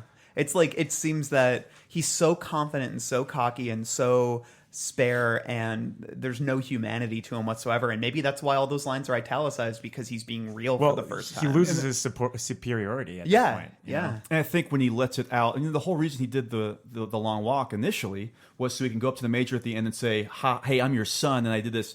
But then he realizes when it's too late that, oh no, the Major knows who he is. So at that point, he's got nothing to really like win for, I feel like, at that point, which is a strange. And I think to let all that out, and if it goes back way earlier when we talk about Harkness, who we only meet a couple times. He was the one writing a book, right? He was the one that was writing the book. I felt he was kind of King's conduit with the glasses, and he was the writer. But what I'm saying is, when he dies, it's said that the magic circle is broken. And like in terms of that little small group that they had. So I feel like when you had like the rock of that group, especially with McVries, who was the one that seemed to kind of just have everybody's back at a certain point. He's my favorite character. Yeah, he's great. I love McVries. And so I felt like it was the domino effect when McVries fell, and then it was. You mean Harkness? No, I'm saying later on. Later on. Then when McVries fell, and then I'm going to kind of jump all over the place because I guess the book kind of jumps all over the place too. But in the penultimate chapter we talked about earlier, where Garrity is basically checked out, and he says, no matter what happens, it's over for me. And so when that domino falls, when that person falls, then the next person falls, and then it's over. That's how I looked at those deaths, and they happened just one boom, boom, boom, boom to me. That's how I viewed the final three. That was my take on it. Well, it's like in basketball when you have one player that just kind of malfunctions, it really does start like carrying over to everyone else. Kawhi Leonard. Look, yeah, right. For all you basketball fans out there. Hey, save the basketball bullshit for hateful tweets, boys. No, but it's a good comparison though, because we'll go back briefly. Yeah, the Spurs against the Golden State Warriors were this very good team. Their best player, Kawhi Leonard, they had a 25-point lead. He went down, and that was it. It's just over. And they all knew it was over. So it's it's kind of that thing. I just wish it's very true. And Steve Bartman, that was turning of the tide. I just wish that Stebbins' name was Nubbins because it felt like a shortening of Sweater Nubbins. Yes, like Stebbins. I wonder if there's any point when like little horny 16-year-old Stephen King was typing this where he like accidentally kept typing Nubbins. He's like, oh god, get your mind out of the gutter. There's another character called Tubbins or something, wasn't there? I hope so. I think there's one named Horgan, Dorgan, and, and Drogan. Barry also. Horgan, Horace Organ. You know, we cannot escape this thing. These names are awful. Gribble. Yeah, I mean it's funny because sometimes King's names are awesome. Like rearing Salem's Lot, I'm like amazed at how great all these names sound on the tongue. Even I mean from Lawrence Crockett to Nolly was it Nolly Gardner? I think. Oh even Kurt Ben Mears. Barlow. They all sound Mears. Great, you know. And but then Dead Zone you have fucking John Smith. So who knows? But I like that you mentioned Harkness because I know he's not the biggest character in the book, but I think he's the one that haunts me the most. And I don't even think we see his death, right? No. They just hear about him. They have that tease that reminds me of that Alien Covenant scene with we're gonna have words over ship. that. Well, like we maybe it was because I just had read it like shortly after seeing it, but like remember that scene that has like almost like the Alan Vega like Suicide Score. It's like dun dun dun dun. Yeah, dun, yeah. Dun. When Harkness starts falling down and he's basically on the verge of like being shot, but he doesn't. It's like a close call for Harkins, and he just keeps falling and stumbling.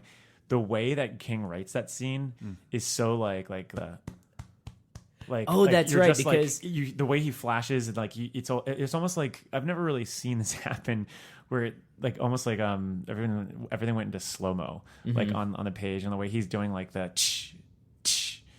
and like showing like different portraits of like the different point of views of this or that, and then he succeeds. But I think because they did that, you don't really need to have Harkin's death after that. And they do that a few times because Garrity has his own moment like that later on.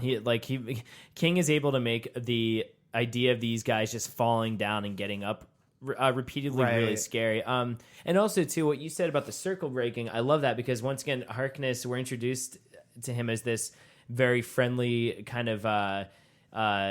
I'm gonna write a book. Yeah, exactly. I'm writing a book, and in a way, it goes back to the idea of he probably thinks that's what protects him. Like the guy who writes the book is the one who lives, right? I'm getting rich off this. I think is like, well, if you win, like, what does it matter? Yeah, and so and I think because of that, it goes back to that idea of naivety, and I think. You know, of course, we're going to see ourselves in certain characters, and because we're all writers, like that's the character. I'm like, I would probably do if I did a long walk, which I'd be Garrity losers. Yeah. I'm going to win this thing. Because I'd be Stebbins. Going back to what Micah said, though, I mean, the panic is felt in this book in such a way that, especially most of this was written when he was 19, 20, is crazy. Anytime somebody falls, whether it's Garrity or anybody. Like my heart starts to race. Yeah, I'm like, get up, and I always put myself in the position of whoever it is that's fallen. And to think about like the panic of your body is literally done, but you know that if you don't get some will in a couple minutes, if you hear that after that third warning, especially after the third warning, that's when it gets really crazy. And then you see a flash of Apollo Creed, and then you get back up. Well, no, but especially because we know that 99 of them have to die. And once again, if this was a more contemporary piece of young adult literature. Maybe I would think that they're gonna band together, but I actually never thought that once. Like anytime like there's that, like you guys said, Collie Parker tries to stage this rebellion. He's too weak to even. I mean, he actually does get he kills one guy. He kills one soldier, but he's too weak. And I think also on that part, McVree isn't it implied that the rest of them were maybe supposed to help him? Yeah. And then none of them did. And it's funny because every time someone tried to either walk off into the woods or stand up to a soldier or organize any kind of rebellion, I never for once thought that it was actually going to happen or even get close to happening. I'm like, no, we're going to see this till the end. And that's how it sorry, is. what's the name of the character again? Parker. Collie Parker. Because I love another vagary that King has here is when Parker's dying, he keeps saying bastards over and over again. Yeah, and that's you what don't I'm know. And you talking don't know about, if he's talking to the soldiers or if he's talking to the Long Walkers. You know, I think it was Which the is Long great. Walkers. Yeah, I 'cause, know, but it's just very ugh. vague. It's And they never ugh. say like because Garrity asks McVrees, he's like, well, why is he saying that? McVrees like, don't worry about it. And you never get that moment where you never get McVrees going, well, we were supposed to help him, but we didn't. Like you're just kind of like, oh, maybe that's why he's mad. So yeah. I think King really missed out on just having a great scene where like Parker gets on the half track, he like punches the guy, and then like one of the soldiers like gets his belt stuck onto like the thing, and then another one turns around and like tries to kill Parker, and then he punches out that one, and then You think of it. I think of Peter at the end of Dawn of the Dead. Yeah, like right? the trap music kicks in, he like hits him with the butt of a gun. Oh, that'd be great. And then all all the walkers take the half track, and they're like, they finally sit down. They're like, and then McVrees turns over to Garrity, and it's just like, my ass never felt as good as this. And then they like, And then you see drive off. and then you see like a close up of the Major's sunglasses, and like the track going towards him, and then it's just like it's splash cuts of like. I guarantee you, if the wrong hands, if the Long Walk fell into the wrong hands, Akiva like Goldsman. for an adaptation, that's what we would Hollywood get. It would become Hollywood about hack like Akiva Goldsman. it would become about them, them rebelling at the end or some shit like that. I And love like that the, we never. like yeah. Iggy Pop Search and Destroy starts Yeah. playing like like I'd like yeah. to talk about a character who is almost a cartoon, but I really respond to him as Barkovich. Yeah, I like Barkovich. And like we were talking about this earlier, and was it you, Justin, who was saying that you felt like people were too mean to Barkovich? I thought that. Oh, Yeah. that was you. Yeah. And I guess like. And the thing is, Barkovich is an asshole, and he was being a dick. But I guess one of what I responded to about everyone's hate of him was the idea that I think hate is part of a bonding process. There is we bond in many ways, but we also sometimes bond in our mutual distaste of a certain thing. And I think it's really easy to hate Barkovich, and for everyone to hate him, I think, is another point of bonding. I mean, McVrees always talks about Barkovich. Like, he hates him. Calls him killer. Barkovich feels like Ted from Rage to me, where this kind of Oh yeah, he's he is kind a of lot a like dick. Ted from Rage. He's a dick, but I don't feel it's all the hatred and this venom towards him is warranted. But it's the same reason. Like the exact breakdown that you just gave is why they hate Ted in Rage. Yeah. I mean, albeit it's a weaker book. Yeah. Well, Considerably. I wasn't on the Rage episode, but I give it 5 stars. 5 Pennywise Reclon. Is that so? 1 star by the one nose, by the way. One boy, Pennywise. The thing that I love what King, aka Bachman, does with Barkovich though is he's not as simple a character as you think he's going to be. Mm-hmm. Because, okay, here's the thing: they pick on him from the beginning, and even McVrees is strangely aggressive towards him, where he's not really aggressive towards anybody else. He constantly calls him killer throughout the book.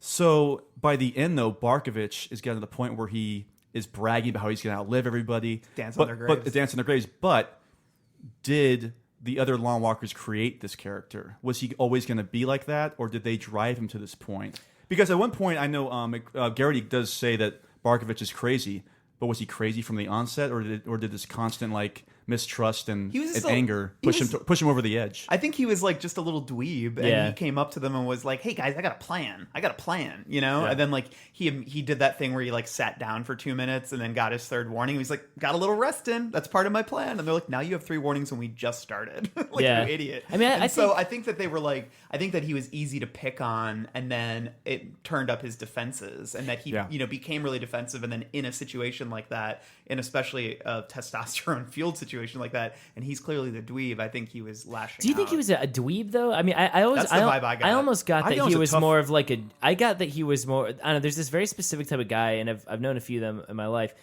like a jock, but who is kind of. He's like the dude on the football team who's maybe not quite as good as the other ones, and is. That's literally the type of guy I was. Randall and I were walking to your house yesterday, Yeah. and I was painting that same type of person. Yeah, like, Who's, I like- not the best player on the team. Yeah. He's not exactly. He kind of falls in with the nerdy kids, but he's still like more into sports than say Yeah. those guys. I It's mean, like in between the two worlds. I guess a in a weird dweeb way. in the sense that he probably is like the one guy on the football team who's probably disliked by the other players, but I get that he probably is still like physically kind of fit, and that he's almost not actually tough enough to live up to the bully mentality. Well, because bullies are rarely actually tough, right? Yeah. I mean, like, but I don't know. I mean, I'm not saying like maybe, but he does saw have him that as kind a of like, Randall. That's because See, I- you were that guy. And I saw him as somebody who was a little older Yeah. and has always been an outcast, but was Yes. not a weakling Yes. for me though. I thought he was kind of That's a good way to not put like it, a yeah. like a muscle bound jock. I kind of saw him. Is Buddy the character in Christine? No, the Buddy Repperton? Archie? the high school the jerk, the bully. the Buddy bully. Repperton. It's Buddy Repperton, right? I Buddy. kind of saw him in that vein, not necessarily physically, but that type of an attitude. Yeah. Of just Which he fuck said- all of you. Which- I don't need you. And he That says type of that a at the thing. end of right before he dies. When he has his like moment of remorse, he's saying, he's like, yeah, people don't like me. Like, I'm really not a bad guy. I just try and do. And I think that was I love probably that him, confession yeah. that he gives to Garrity, and Yeah. I love even at the end, he's still going back and forth between like this venomous attitude and then contrition. And Yeah. then, I'm not that bad. Like, trust me, I'm not really that great. I'm not really that bad of a guy. Then like, fuck you, I'm gonna win. But very strange and unsettling for me. Reading As far as if he was like crazier, I mean, he does contribute to the death of that one walker. Yeah, Rank pretty early. However, it does seem kind of funny for the other walkers to get mad at him in this contest where 99 of them are meant to die anyway. he knows you what know? to do. Yeah, exactly. The confession to me was Barkovich realizing that he's going to die and that he doesn't want to die as someone that as beacon of hate. Yeah. He doesn't want to die in the situation he's in. He wants some sort of like not comeuppance, but just Some redemption, right? redemption, Yeah. I guess. Yeah, in the sense that like if he's going to go under, I mean, he's going to leave this world as just this lonely outcast that he's always been. I actually really got sad about him. I did too. Yeah, he's sympathetic. Yeah. And what's really fucked up is that Stebbins really is the villain in the sense that he's the quiet one. It's the one that you don't really. and he gets very vicious towards the end too. He does. You know, Stebbins is a wild card. he's quite a card. What about you, Mike? Who was your favorite? It's funny when we were reading this book. I don't know if Justin and I just always hit the same like page, but Yeah, I remember you mentioned this. I texted you my notes, or like a photo. Well, you go first. I'll tell you. well, I just feel as I love Peter McVries, and I think a large part of that is because I just kept seeing River Phoenix as him because he reminds me so much of Chris Chambers, and apparently Justin had written that down also.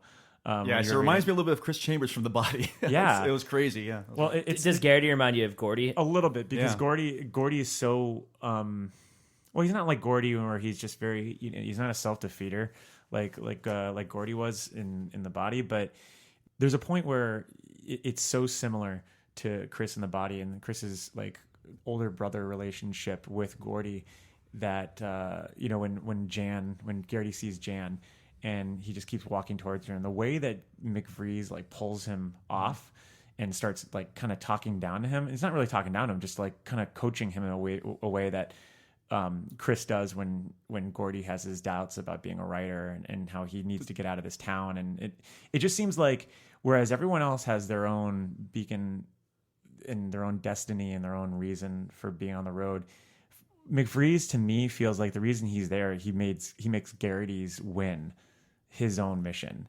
And like for me, that was a really touching thing that I got out of it, because his backstory is not really that compelling in terms of, or doesn't really give any reason for why he's there. I think his reason, well, I take that back. I think his backstory proves that he's still trying to find himself, and he wants some sort of redemption for himself. And I think when he sees Garrity in the beginning, he sees something about Garrity and their relationship that buds. He realizes that there's some sort of sacrifice that he's going to give towards him, because even when Garrity wants to reciprocate, he doesn't care. Yeah. Yeah, McVries kind of doesn't really let him, right? No. When he wants to reciprocate. He keeps acting like he's paying him back a favor. And I lost it when Well, he McVries died. kept saying no musketeers, like we're not friends. I think there is a moment though, like halfway through, where he realizes, I remember him saying this, that he knows he's not going to win. Yeah. And I think that's when I love that idea that he kind of his mission became to help Garrity. But like early on though, I think that he went on it not having a good reason for doing it, but then discovering that the reason he was doing it was forging these connections with people that he didn't have in the real world, because he obviously wasn't a very good person in the real world.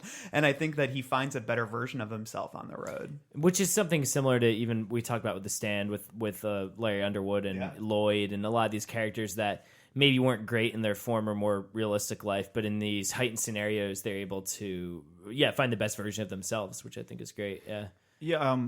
I want to go back to what, Randall, you were talking about earlier with McFreeze and how you felt reading it again or reading it that he was a homosexual. Yeah. Right? Or at least was. I mean, at least bi. Who knows? It's he talks in a way that is very flamboyant, and he's the one. He's always asking Garrity about Jan. Like, well, not always, but often he's always like needling Garrity about it. And he's also, he openly says a couple times, he's like he's the one who says like, would you give me a hand job? Like, I think, and then he goes, oh, Kali thinks we're queer for each other. And hey, maybe we are, Yeah, I see that part of it. Absolutely. I think at that point, something's going on there. Yeah. But I think with the Jan thing, the way I read that was his way of trying to keep propping Garrity up to keep going. So tell me more about Jan. Tell me more about this. There's that this line. woman. That's a good read, too. Moments before his death, he says, not moments before his death, but very close to the end. And this is where he really sounds like Chris Chambers. Is on my book, it's on page 331.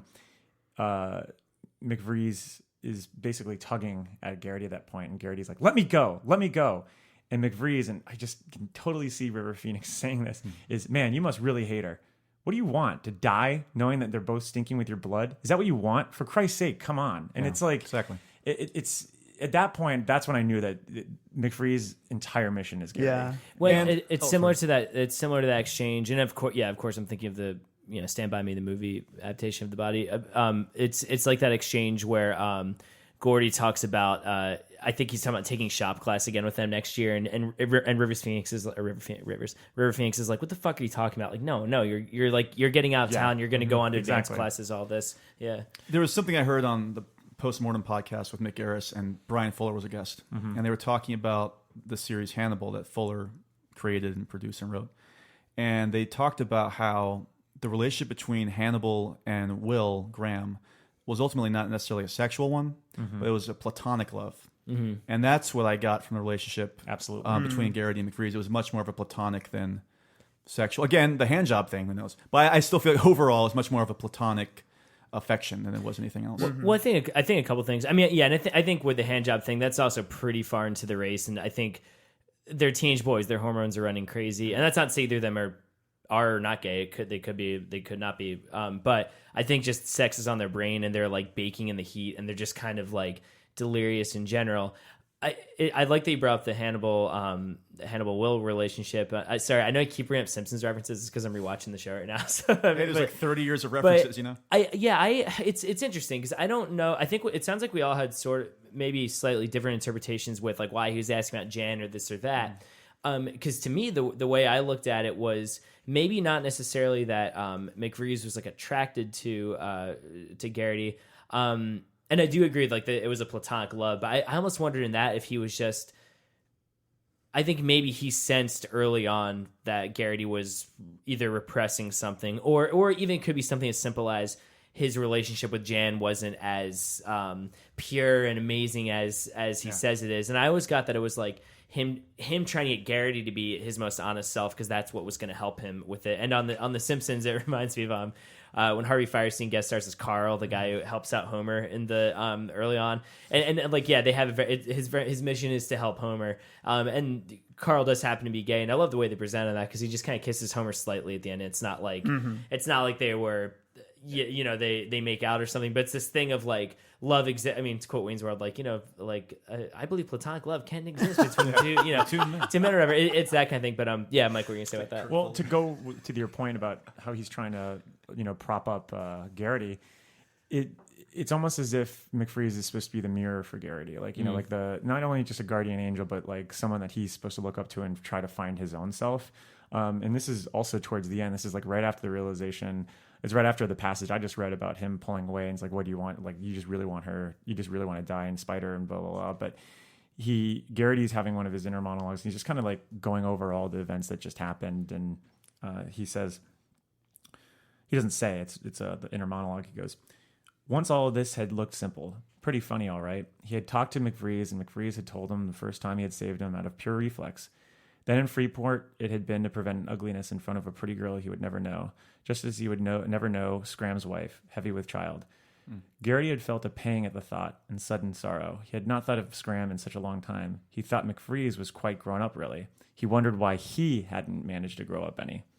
Yeah, no, there's this maturity at play, which is funny. Is once again, I think in the outside world, McVries probably doesn't come off like that to other people. I think this is him, doing this to become the best. This person is like it harkens back to what you're saying about your Lloyds and Larrys in the stand. It's this is just a second chance, and to a lot of these people, especially the further along they go, they know this is their last chance to be like a decent human being. But like Larry, he's not perfect. I mean, he's not always. That's what I'm saying. That's He's what's not great. Perfect, which is great. He's because flawed. McFreeze has that mental breakdown also, which is great. I mean, because you have this guy that is pretty much the most knowledgeable person. Because at this point, Stebbins hasn't really been talked, so it's really been McFreeze that's been offering a lot of the nuggets of truth. And he has that great passage about how he talks about the mind and how the mind is really what's going to be the determining factor. It kind of really foreshadows what else is going on. But to see him falter and break down at that moment is very terrifying in the sense, because it's like, well, if he's out of his mind right now, then like they're all fucked. Because he's the only one that really has like a strict constitution of like what the hell is going on. Like you never really get the sense that he's terrified so much. And I think Garrity even mentions this like in one of his monologues. He's just like, well, wait, he's feeling the emotions also. Like none of us are safe. Like, Dan, was there any character that you wanted to touch on? No, I mean, honestly, the two I wanted to talk about were Harkness and Barkovich, which we did. I mean, I love Scram too. Yeah, Scram's fascinating. Scram was one I was maybe going to talk about. He's probably the most purely likable character. And the thing he's so pragmatic. The thing too with Scram is that there's almost not a ton to discuss thematically with him. Well, that's not true. There's not a ton to discuss in terms of his psyche, because he's pure. When he says, I'm married and I'm doing this for her and blah, blah, blah. And when he realizes he's going to die, there's no freak out really. He's just kind of like, all right, this is going to happen. Can the winner? And then they talk about the winner helping out his wife and kid. And I think that's what there is to him. I don't think he's playing games necessarily. I don't think he's manipulative. I don't think he's got an alternate agenda. I feel like we've all met a Scram at some point of our lives that just has it together. And it's just outside forces that are going to fuck up his plan. And it's so sad the way he dies. Like him and the Hopi Native that American. It's like, so that's gorgeous. such a good moment. I love that they're Gorgeous. talking to each other in different languages. Yeah. Don't they just sit very down? like They Lynchian. sit down cross-legged. It's like something out of Twin Peaks or something. It is. It's just, and I think that that just touches on a bigger theme. I mean, well, not bigger theme, but a bigger trend. Like the longer the walk goes on, people stop kind of freaking out and screaming and yelling, and they just sit down and just accept it. Like Scram does that, Baker does that, and then McVries does that, and it's like so sad to me. And like, but I mean, in the same way though, that's how I'd want to go. Like rather than screaming and yelling. It's funny too, because I don't think the Hopi Indians. I don't think you really meet a ton before that. No. They maybe mention them, and they think they're gay. Yeah, they think they're gay. They mention that Scram chats with them every now and then, and I love the realization that I'm going to go with these two guys who are from the same parts that I'm from, and we're going to die together. And that's maybe the most peaceful thing any of them can hope for at this point. And it ties back to that idea of, even though someone will win the walk, it doesn't mean they win at life or whatever. Because I'd argue that well, and we'll talk about. I think we should talk about the ending in the cemetery, because I got some thoughts about that. But I would argue that Scram and the Hopi Indians maybe end up in a better place than Garrity does, even though Garrity's the winner, because they die at the end of the day. They get to die on their own terms, and they get to die knowing they did their best, and they get to be at peace with themselves. And you can't say the same for the people towards the end of the walk. and we don't know that much about the brothers, but I think Scram is ultimately the most authentic character. Totally, there's no manipulative bone in his body. I think he's just doing this for a purpose, and if he makes it, he makes it. If he doesn't make it, that's it. He's not going to try. He's not going to try to tear anybody down. He's not trying to beat anybody. He's just trying to win. And that's a big difference there. I think with like you said, I think we all do know a Scram, and maybe not in the sense that they're doomed or whatever, but I do know a lot of guys I went to college with and high school with that they're just good people. Like there's this guy Cameron White that I haven't seen him in a while, but we went to college with him, and is a really good actor, just a super nice guy, like just really has it together. He married his college sweetheart. They have 3 kids, and they're just like, you can just tell he's a good dude. And like, you can tell these are the things he values. I don't think he gets selfish about other things. And even sometimes I think with all of us, you know, most of the people we know are artists or writers or in some element of this like hustling kind of industry. And I will think sometimes like everyone, you know, like we're all good people, right? But we all have these selfish moments of like wanting to get to this next like plane and like have these dreams and these goals that maybe don't necessarily have to do with other people, that have to do with like they're for us, you know? And I think when I see Scram, I'm reminded of guys who I'm like, man, that guy's just like a good person. Like they're solid and they're with themselves. And I love that we have that kind of character in I feel like I saw a lot of myself in Scram. Yeah. I actually, it's funny just that a real you're guy. ranting about him, but I actually did see Caffrey as Scram. Oh, no. No, I I'm did not- too. I'm not I didn't gonna want joke to. about that. It was hard for me to say it because it was every time I wanted to say something, Caffrey would say, "But it's too bad, you know, he dies at the end." And like, no matter what he does, I didn't want to be like that. But no, in terms of like authenticity, you know, Dan Caffrey, Loser Dan's pretty authentic. It's very Pretty nice of you authentic guys. guy. Thank you. I saw you as Barkovich personally. I saw you as I saw you as the major. Well, that's a kind of compliment, I guess. Oh, you know, I that's was a good transition. I'm Travens who dies with diarrhea. Jesus. Like, That's that's what you were like, no, we gotta keep going. Like, I know. There's so much to talk. All right, yeah. Touch on the major. Yeah. Yeah, I also want to really talk about the Major, who's really only seen a little bit throughout, but kind of has this godlike presence that I found quite disturbing. Just you never see you never see his eyes because he's wearing those aviator reflective sunglasses. He kind of just veers in and out throughout. You'll see him in his Jeep every once I in a love while. the Jeep like zooming then- out, and he's like standing up in the back of it or whatever. It's like such a like a militaristic like what's the word I'm looking for? Cocksure. Yeah, just like it's such a macho, gross sort of thing. It reminds me of the Colonel from Boogie Nights. God. Just sitting there with like he kicked the sweat Colonel's on- ass. No, He kicked the know who he Colonel's is? ass. He's like Negan from The Walking Dead. yeah. Oh, he probably is like, Ooh, yeah, he's got fuckity, fuck shit. chicken wire around my baseball bat.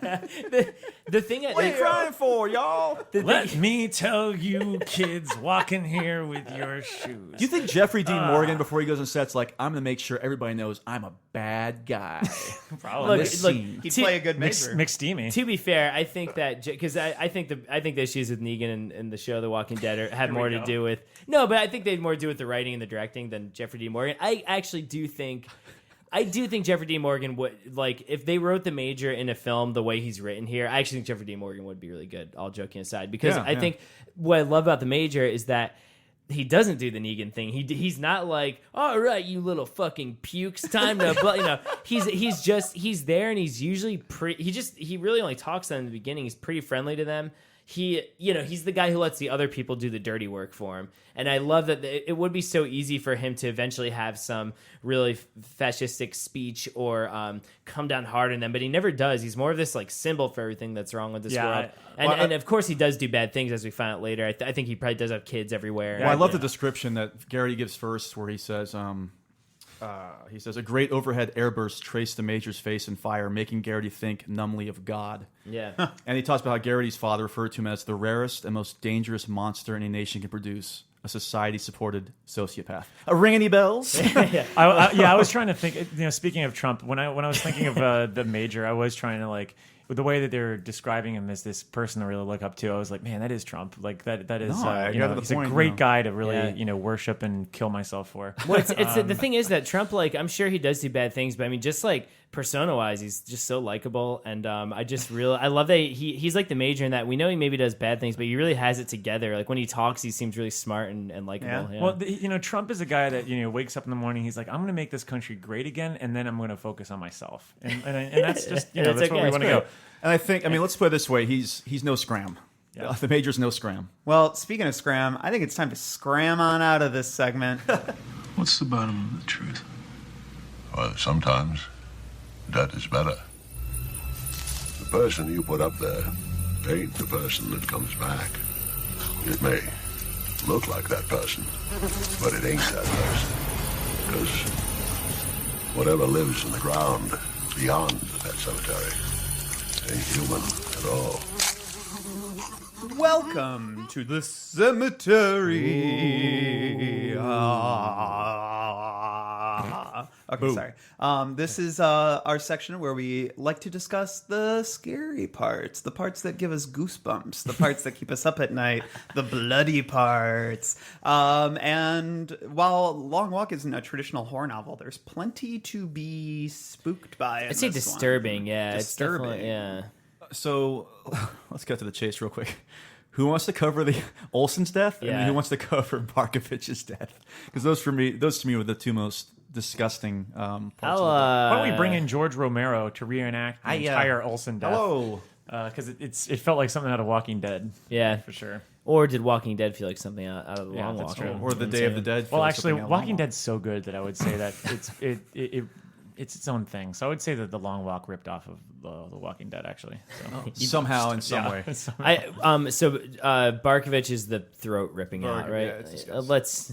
Shall we start off with the main course, or shall we? Let's what do you wanna do? let's get right to it, because I also feel like that's I would say the most notorious scene from this book. Like even before rereading it, and the things I find online, I'd be like, oh, the one part where the guy rips his own throat out, and I mean, honestly, there's not much to say other than that. It's he describes it very clinically. It's towards the end of the race. I mean, I don't know. Just the idea of the bully character ripping his own fucking throat out is so terrifying to me. I don't know what to say I've about got it. the old passage right here. Go ahead. Here we read go. it, yeah. Barkovich laughed out of the darkness, a high gobbling sound, thin and terrifying. Not yet, you whores! I ain't gone yet! Not yet! His voice kept climbing and climbing. It was like a fire whistle gone insane. And Barkovich's hands suddenly went up like startled doves taking flight, and Barkovich ripped out his own throat. My Jesus, Parson wailed and threw up all over himself. They fled from him, fled and scattered ahead and behind, and Barkovich went on screaming and gobbling and clawing and walking, his feral face turned up to the sky, his mouth a twisted curve of darkness. Do you know what I thought of when I read this? Cujo? The end of Cujo? The jaunt. Oh, the John. Yeah. Hey, Black Mirror episode. In terms of the self mutilation, And I would think to myself, like, they don't have knives on them, so you can't really like claw at your wrists that much. It would take too long, and you can't really get into your stomach. But you could, if you really wanted to. I'm doing it right now. It's soft if enough. you really wanted to tear your throat out, it would be. And think of it too. It's probably from a surge of adrenaline, and they've been walking for a long time, so the madness, skin is like. And I love that he doesn't go, oh, Barkovich brought his hands to his throat. He dug his nails into his Adam's apple. He dug some more. And he just goes, he ripped his throat out. And that to me is just, I mean, I don't even know what else to say about it. It's just it's so I like unnerving. McVree's line about it, like the page later, where he goes, McVree's looked straight ahead. I wish I were insane, he said thoughtfully. Yeah. Like, because he's still coherent enough to absorb what happened. Because we don't know how much Barkovich is truly feeling any of this at this point. He knows he's trying. He knows he's ending it. But And also, McVree's wished that he died. So it's like, for him to say that is like record skip moment. I can't remember. Is Barkovich he's shot at that point, or has he been shot? I can't remember. No, He's not wounded. He's not at shot all. at that point. Okay, And then they shoot him to finally put him out of his misery, or they allude to it. Well, you know, it's interesting that they're early on. They allude to the fact, not allude. They show how remorseless the soldiers are by like. There's one person that like loses his legs from the half track. Yeah, half it track, gets and then run they over by- still act as they give him warnings instead of just killing them. I love the clinical nature of Stebbins the whole is operation. dead at the end, and they still count down and shoot Yeah. him. That's so creepy. Like that horror that the horror of like being with these robots basically. That it doesn't matter what you say, what you do, any situation, you're fucked. I mean, it's down to the fact. I think you guys said earlier. It really is just a game. Let's go back into a sports analogy real quick. So, for instance, if you are a baseball player and it looks like an obvious base hit, for instance, like you hit it so hard it hits the wall, but you fall down your way to first base. Doesn't mean that you're automatically going to be safe. Unless you get up and walk over there to first base, they can come over there and tag you out. Yeah, it's no, just rules totally. of the game, and that's just clinical. I lost my train of thought. Sorry, give me 1 second. Yeah, someone else can go ahead. Oh yeah, anybody want to read the Olsen? I don't got the Olsen one. I do have one of the earliest instances where you see the ramifications of what they're actually getting into, and it's when Garrity talks about how he went to one of the long walks when he was younger, and it's on page 29 of the Signet books. He says, One boy had been screaming. That was his most vivid memory. Every time he put his foot down, he had screamed, I can't, I can't, I can't, I can't. But he went on walking. They all did. And pretty soon the last of them had gone past LL Beans on US 1 and out of sight. That's a cool little reference to LL Beans. Garrity had been mildly disappointed at not seeing anyone get a ticket. They had never gone to another long walk. Later that night, Garrity had heard his father shouting thickly at someone into the telephone, the way he did when he was being drunk or political, and his mother in the background, her conspiratorial whisper, begging him to stop, please stop, before someone picked up the party line. So it's interesting, like, that repetition there of just how that memory sticks with him. And there's something really subtly evil about that passage for me that was just such a good like harbinger of like things to come. It's just like, God. I love the fact that he sees it as a kid too. Yeah. It's even worse. Something else that freaks me out. I think you're absolutely right. I mean, I think the throat ripping out and then Olsen's death, which we'll get to in a second, are the two obvious cemetery moments. Something that does freak me out a little bit also is the lunacy that sets in later to all the Walker's logic. The one that I keep thinking of is, and we haven't talked about much as a character, but Abraham, who he takes his shirt off inexplicably. Like, I guess because it's hot, maybe. But and when he does it, everyone's kind of like, "What are you doing? You know, that's not going to help you." And even though Scram has already gotten pneumonia and died of it, or not died of it at that point, but Scram has gotten it, and Abraham knows that, and he's still kind of talking like he's going to win the race, and he's talking about strategy and all that, but he took his shirt off, which is like the stupidest thing to do, and of course ends up killing him. And there are a lot of little moments like that throughout the. Did you see Abraham as The Walking Dead's Abraham? No, I actually saw him as because I think the cover of the Long Walk, like, isolated paperback that when it was written under Bachman's name, I think that is Abraham on the front. I think that's the moment they're capturing is when Abraham gets killed, because there's a guy with his shirt off. He's just really gaunt. I mean, I guess they're all gaunt by that point, but no, I kind of picture him a little bit like a young Abraham Lincoln with his shirt off. It's funny that cover of the original Bachman edition reminds me of the For Your Eyes Only James Bond poster. Oh no, I know what you're talking about. Legs, and you see rest in peace, Roger Moore.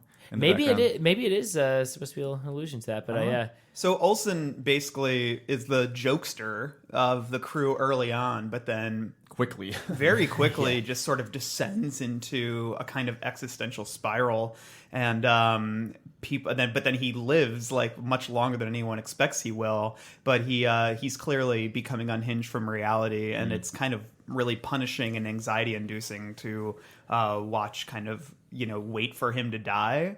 And I think at one point Stebbins says that Olsen is the only one who knows the truth or something like that, and that's why he's so fucked up. And they say like his hair turned gray before he died. He reminded me of, for all you George R.R. Martin fans out there, he reminded me of Reek in the book. The description in the book of the hair falling. How did he die, Randall Olsen? Here's the description. It's just that page right there if you want to. Oh, I love this. Yeah. I just this is so freaky. So he like walks up to the soldiers, right? Like he approaches them, and then they start shooting him, and it says the blue snakes of Olsen's intestines were slowly slipping through his fingers.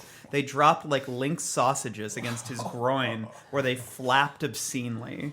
He stopped, bent over as if to retrieve them. Retrieve them, Garrity thought, in a near ecstasy of wonder and horror, and threw up a huge glut of blood and bile. He began to walk again, bent over. His face was sweetly calm. And then these are just my notes. And he's like getting shot repeatedly and not dying. And this is what really freaked me out, was that he screams, "I did it wrong," in all capitals before he finally dies. Oh man, yeah, because every single character who dies, once again with the exception of Scram and the two Hopi Indians, every one of them descends into madness, I think, right? I mean, no, not every one of them. I think a lot of them just pass out. Yeah. So, well, I guess out of the main guys, out of the main guys, I feel like they all, the ones who get like these showcase deaths. I think you brought up the Jaunt, right? Was that Justin? Yeah, I did. Then we'll get to that in Skeleton Crew, but the Jaunt, there's a lot about characters going mad for a very specific reason. But yeah, it did remind me of that. This just becoming this like feverish lunacy. It gets to me, man.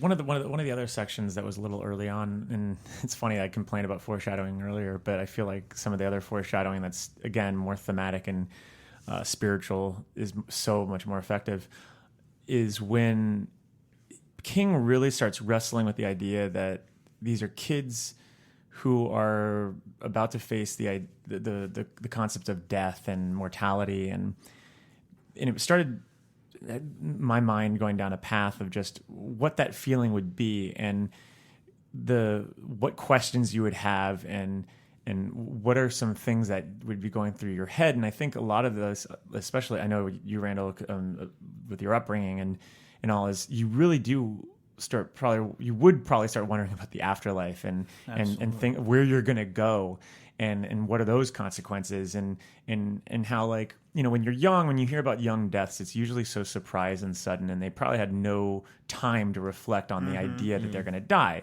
so they don't really have to come with those conclusions or anything. But these people are, when they start realizing they're locked in this box of death and the only escape is death, they really start coming up with some awesome, chewy analysis of like their own life and their spirit and where it's going. And one section that's really early on, and it's on page 64, so not that early, but it's between Baker and Garrity, and they're basically talking about the concept of what you can and cannot have from the soldiers, and how they think it's interesting that you can have a canteen at any moment, but you can only eat food at a certain time. And Baker goes, "It may be a matter of life and death, but it sure isn't hurting your appetite any." Can't afford to let it, Garrity answered. "I don't like the idea of fainting about 2:00 tomorrow morning," basically saying if he's not of hunger. Now there was a genuinely unpleasant thought. "You wouldn't know anything, probably. Wouldn't feel anything. You'd just wake up in eternity." "Makes you think, doesn't it?" Baker said softly. Garrity looked at him in the fading daylight. Baker's face was soft and young and beautiful. "Yeah, I've been thinking about a whole hell of a lot of things lately." And that whole thing of just like, yeah, like you wouldn't know. That's all of them. Maybe that's better, but at the same time, where do you go? And I know for me, like just going, from a Jewish family and going into Catholic school and learning about hell and what the afterlife could be was terrifying for me as a kid when I started realizing what that might lead to and what consequences in life, or what things you do in life, what consequences they might have. But, there was never that lingering death over me of like, oh yeah, I'm going to probably die at the end of this. But they do have that. And for me, that the way that these kids kind of chew on this is terrifying to me, because it's just, you have no escape. You can't just knock out of it. You can only just keep trekking on, and the odds are you're not going to be able to make it. Yeah, so you have to figure out, figure out how you're going to die, and then you have to also come at peace with where you're going to go. I mean, the thing is, this isn't some like foot race. No. It's just, okay, you're starting now, walk. There's no race and then you get winded and you look around and you start panicking. It's just a short race, or not short walk, or a slow walk, which is a long walk. And then you can do the whole Stebbins thing of being quiet and following all the hints and doing one foot in front of the other and not talking and keeping to yourself. But eventually you can only be with yourself for so long before you start looking around you and you think to yourself, okay, here's what's going to happen here.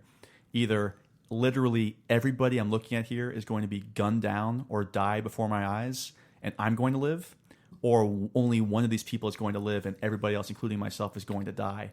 And there you go. How does the mind accept that? There's no peace of mind. Either fate. Yeah. Either way, it's an awful scenario that you're never going to live. But you even start thinking about what is a peace of mind? Like, what is the point of it? Like why would I, pacify my own thoughts? What's the point of that even? It's just like, what's the point of everything? It's just, you have so much, these kids have nothing but time to think about their existence. And a much, a crummy writer would ignore all of that and just focus on the tangibles and like the military, the getting shot, exactly, all and the fact that this book takes such a detour into those things.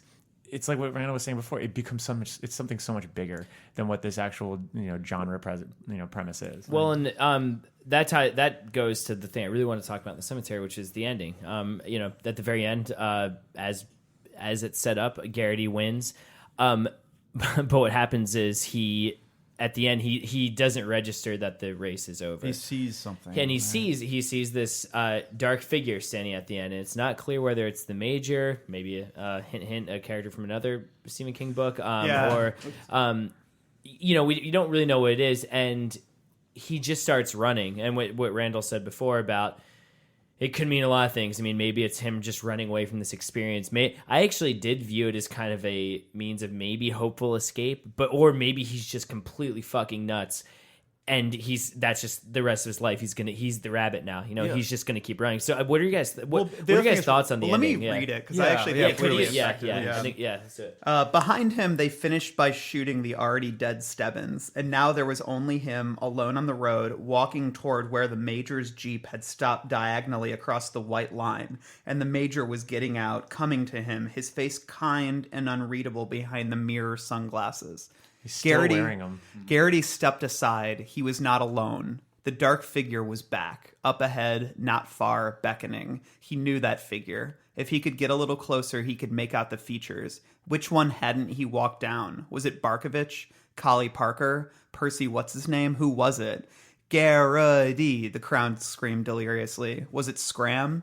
Gribble? Davidson? A hand on his shoulder. Garrity shook it off impatiently. The dark figure beckoned in the rain, beckoned for him to come and walk, to come and play the game, and it was time to get started. There was still so far to walk.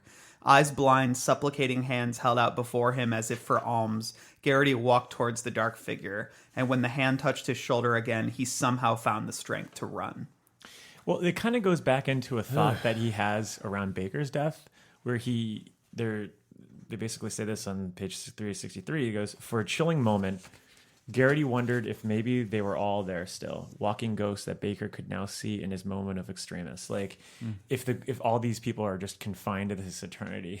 I don't know, because part of me, and there's like the obvious thing, like mechanically, yes, Garrity thinks the race isn't over and this is someone else to beat. Yeah. But obviously I think the figure is supposed to be someone else. And I love that King doesn't confirm it either way. I know Randall Flagg is someone that comes to mind, but and that's what is in the King's Dominion section of the notes. Well, it's funny because to me though, that's almost this like easy out, I'm like, I don't know if it's just this villain, but I'm like, what is, like, I guess my bigger question is, or the thing that the question that this very abstract ending poses to me is, what does this mean for Garrity in his future, or since he's running away from presumably the Major, whoever's reaching for him, are they gonna gun him down when he just starts running? Like, I don't know. Like, what do you guys think this like means for him just as a guy? Is he gone? I think he's totally lost his mind. I think it also so? brings up part 3 is called the rabbit, and I know you said earlier, Randall, that Stebbins is the rabbit, right? At that point, That's what he says, yeah. but I feel maybe at the end it's Garrity, it's the rabbit, and he's going to keep running. It's like the rabbit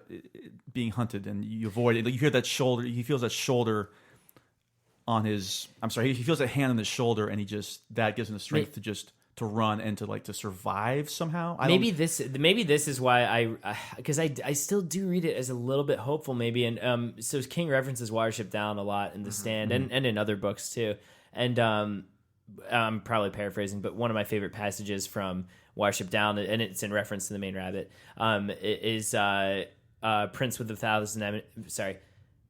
Thousand Enemies.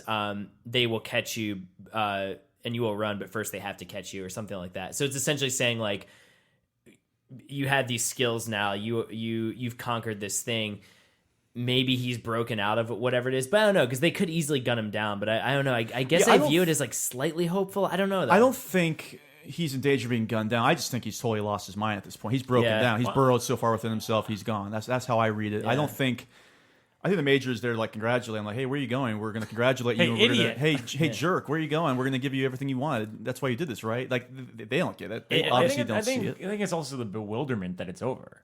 Yeah. I mean, I don't think any of them really think they're going to win. I think there's a doubt that everyone has that just like, well, I can't possibly win. There's 100 of us. This seems to never end. There's no ending. Yeah. You don't know until there's the willpower. I mean, the willpower of everyone else is out of your hands. So it's this idea that like your own fate is out of your hands because of that. And so like when you get to the end and it's all over, it's like this shock of, I mean, I'm trying to think of, it's like in races sometimes when I think people just collapse at the end because it's just, they're so like like wound up and like tightly wound up. It's just like this shock that they can't believe. You know, it's like when and we watch the Olympics and they turn around and some of them go like, "Oh my God, I can't believe I actually won." You know, it's because you're not even thinking about the end game, and then when it does happen, you kind of have to just go, "Oh, okay, this is where I'm at." And I think with this, just this ensuing thing where he's just looking, all he's been doing is looking at the horizon. So like, why wouldn't he stop? You know? Yeah. I just keep thinking. I was thinking what you said earlier, Mike, about PTSD as well, and I think it's, you know, there is the haunting sense that I think that's what I pull from the ending is that just like when people came back from war, it's like the war wasn't over for them, and you know, you're still going to see the shadows of the things that you went through. It's like the ending of the Hurt Locker. Yeah, and I think it's just like, I think that's how I read it, is that he's become unhinged to a certain degree, and that this, what he sees in the distance are, you know, it's that the walk is never over, and this is going to be with him, and it's, you know. Yeah, I mean, because I see this book very much, especially just looking at the time when it was written, as very much a story about boys going to war. Oh, absolutely. Sorry, go ahead, Justin. Here's the thing. This is what kind of confused me a little bit about whether or not there's a finish line. Is the white line that's being discussed here, is that like the out of bounds marker, or is that the finish line? I think it was maybe the line in the road, right? Like the that was lanes. what confused me the two times I've read. Yeah. I figured, and the fact that the major was there in my mind, I figured like that was the end of the road. The major was there to congratulate one of them, and that the white line was the finish line. But it also makes sense if the white line is just the one of the out of bounds markers to the left or to the right, and the major happens to be there at that moment and sees what's about to end. I would imagine that once it's down to two people, they just follow the major. And that makes because sense. It's going to happen at any moment. Yeah, no, totally.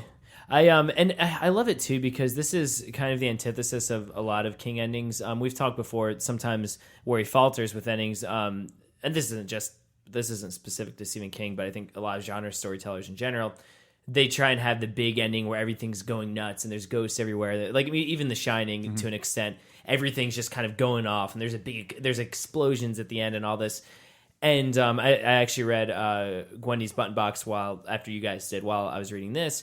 And what I appreciate about that book and this one is that when King wants to, he can do a simple ending really well. And not that this is, I mean, I don't like to say this is simple because we're debating it here. So obviously, thematically, it's very heavy. But if you think about just the physical events that happen in this, the main character gets to the end of the long walk. He survives.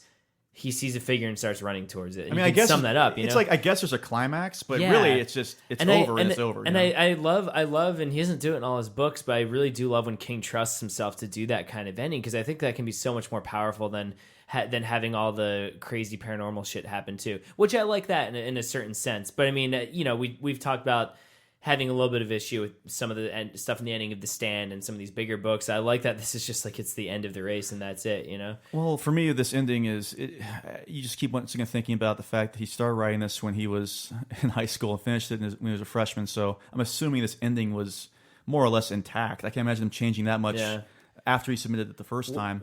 Think about him being that young. And I think he's written better books since then, but this is still one of my favorite endings that he's ever written. Yeah, I would say that too, and we'll see what we all give it rating wise. Yeah. But yeah, it does have flaws, but it is one of my absolute favorite endings. I was just thinking, like, what if the major reaching out to him? What if there was like a scrapped ending where he was like, no, come back here. You know, we know you've been through a lot. We've got a great mental health system. We're going to give you some Your therapy. Dad's fine. Yeah, he's fine. Like, everything's all right. Like, this is like, it's like, come back. So anyway, they embraced the end. I think there's one last little, gravestone in the cemetery I'd like to read. No, this is a little thing, and this is just a sentence, but it gave me chills when I was reading it. Because I think one of the spookier things that King captures is the idea of the first night. You know, the fact that the sun's going to go down and they're going to have to walk through the night, and that's spooky in itself. But then once morning comes, I just love this little paragraph here. By 4 o'clock, there was a brightening band on the horizon, and Garrity felt his spirits lift. He stared back at the long tunnel of the night in actual horror and wondered how he ever could have gotten through it. And that line just really resonated with me, like that long tunnel of the night. I've been there, especially like when it's like early morning and one side of the sky is bright and the other is still dark, and it genuinely feels like you're caught in this liminal space. I don't know, that line really got under my skin a little bit, just thinking about this like tunnel of darkness that you got through, but how much there is still to go. Well, it's so cinematic, and that's why I feel hopefully if this is given to the right person, this could make a really good King is the film King is the greatest at simple lines and just kind of writing Yeah. that one. It almost feels like a tagline. Because they talk about sunlight a lot and how it becomes like this like lifeboat for them. Yeah. And, like there's one line where it's just like, "Thank God I can die in the daylight." Yes. Which is like, like that's the most optimistic thing that you could think of. And there are two minor things I have to discuss, very short sentences, just about how gross everything really is with like how what's happening to their bodies as they're walking for so long. I know what you're gonna say. I've got a couple quick little disgusting notes here. Does one involve an Italian dish? I actually don't have that note written down, but I do remember that one. Yeah. One is oh my gosh, it's disgusting. Where the hell is it in my notes? It's like the one with the veins being like spaghetti was disgusting. I just hated Olsen describing his muscles as baggy. Yeah. That would like made me feel sick. Ugh. I think this is. I've got it. Here we And go. this is. I will say the Long Walk is one of the few King books where I don't mind them talking about their bowel movements because that's a real thing. because that's the natural thing that would happen. Because you'd have to get there, consider. Dan. So the cemetery, here's some more disgusting parts. Ewing is described by Baker as walking in pus from broken blisters. Just the blisters the is alliteration disgusting. there. And then near the end of the book, one walker who's not even named is described. His feet are described as a purple patchwork of burst veins. Somebody walks around a lot. That's horrifying to think about. Now that we look back on the dark tunnel of this podcast, there's some light in our future, and that light is in the form of a light golden brown pound cake. After all you've been taught, everyone isn't bad, Mama. Everything isn't a sin. Come to your closet and pray. Ask to be forgiven. He's a nice boy, Mom. You like him. You really like him, Mama.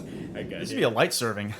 Very light serving. And I will say that this book has hands down the darkest example of pound cake that Stephen King has ever written. So is it not a light golden brown, but a dark? Yeah, I think this one might be a little burnt. Yeah. Well, it's not a little it's not blackberry really, jam. There's a couple of fun nuggets, but it's not necessarily. This is not going to be a fun couple minutes. And obviously pound cake is where we don't talk about some sex scenes like for The Stand with Nadine and Flag we put in the cemetery, but in this book we talk about absurd, goofy, unnecessarily gross depictions of bodily fluids, sexual intercourse, poopy, things like that. But our favorite words do come back. Yeah. Yes. In this book. Yeah. So our old friend from Salem's Lot came back when our Master King described a woman's breasts as jahoobies. And here's the passage. This is obviously, Garrity is walking. Some people recognize him. Here they go. They recognized Garrity and gave him a standing ovation. It made him feel uncomfortable. One of the girls had very large breasts. Her boyfriend was watching them jiggle as she jumped up and down. Garrity decided that he was turning into a sex maniac. Look at them jahoobies, Pearson said. Dear me. And I will say really quick, even though, we're live at jahoobies because, what a weird word to use for them. But I think this ties to how pound cake is used in this book. Even that, the jahoobies part's funny, but in the following passages, it actually does get kind of sad because Garrity keeps thinking about that. It makes him think about Jan. And I feel like the pound cake is used for altruistic purposes. But it's still the case of King can't describe a female without talking about her boobs. Yeah. Because we hear about Jan's soft breasts often, but also right when we meet his mother. Yes. Oh boy, here we go. The line is, his mother was also tall, but too thin. Her breasts were almost non-existent. Token nubs. Which might be the greatest 70s band, which we all know 70s rock and roll band. It's a precursor Doesn't to he literature 40 say? years later. I know he said nubs. It always Sounds says like a ZZ Top song. We got some token nubs. Heaven go crazy for a lady with token nubs. Well, you going crazy. I just got my token nubs. Wait, she's got nubs. She knows they're token. I was actually re-listening to a bunch of ZZ Top the other day because I do like a lot of ZZ Top. They flip their guitar. And it's Yeah, funny. they hitchhike in unison. Yeah. It's funny because in the 70s, they were like blues rock, but they would play really complex stuff. Like you're like, oh, this has got a groove to it. And then the 80s when they're doing like Legs and Tush and all that, it just became like doom, boom, doom, and then they would just Lord, give me downtown. I'm just looking for some nubs. I like me some ZZ Top. Does he say? I can't remember. Does he say the word? Does he say? Doesn't he say the? I know he says the phrase nubs and nubbins all the time. Doesn't he say token nubs in another book? Am I making that up? I'm sure he does. You know what? I cannot wait when we stumble upon that in 2019, like the fall of 2019. We need to take a pound cake. We need to like make a pound cake database. That would be great. The IMP. No wait. Like search nubbins. It says like we found 3 uses of nubbins. The IPDB International Pound Cake Database. Internet Pound Cake Database. Yeah. I think there's a lot of disgusting like examples of pound cake in this one. A lot of dark ones, and we're gonna get to the cream of the crop at the end of this. But I thought the way that Garrity is talking about his relationship with Jimmy and how they first saw a naked woman, and he goes. Jimmy said he had seen his mother naked. Jimmy said he knew. Jimmy said it was hairy and cut open. He had refused to believe Jimmy because what Jimmy said was disgusting. I would agree with you, Garrity.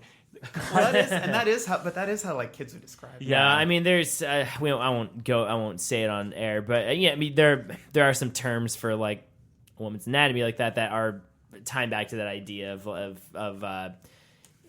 what Jimmy said, and it's gross. Definition. We don't have to go through every one of these examples because they're not really that great, but proud breasts makes a return also, which I'm pretty sure he's used that before. I think it was actually it was either in The Shining or Salem's Lot. He does. Yeah, even in it's funny. Proud breasts. Like what's that Michael Ian Black joke from Stella? He goes, "I like my coffee like I like my women, strong, black, and proud."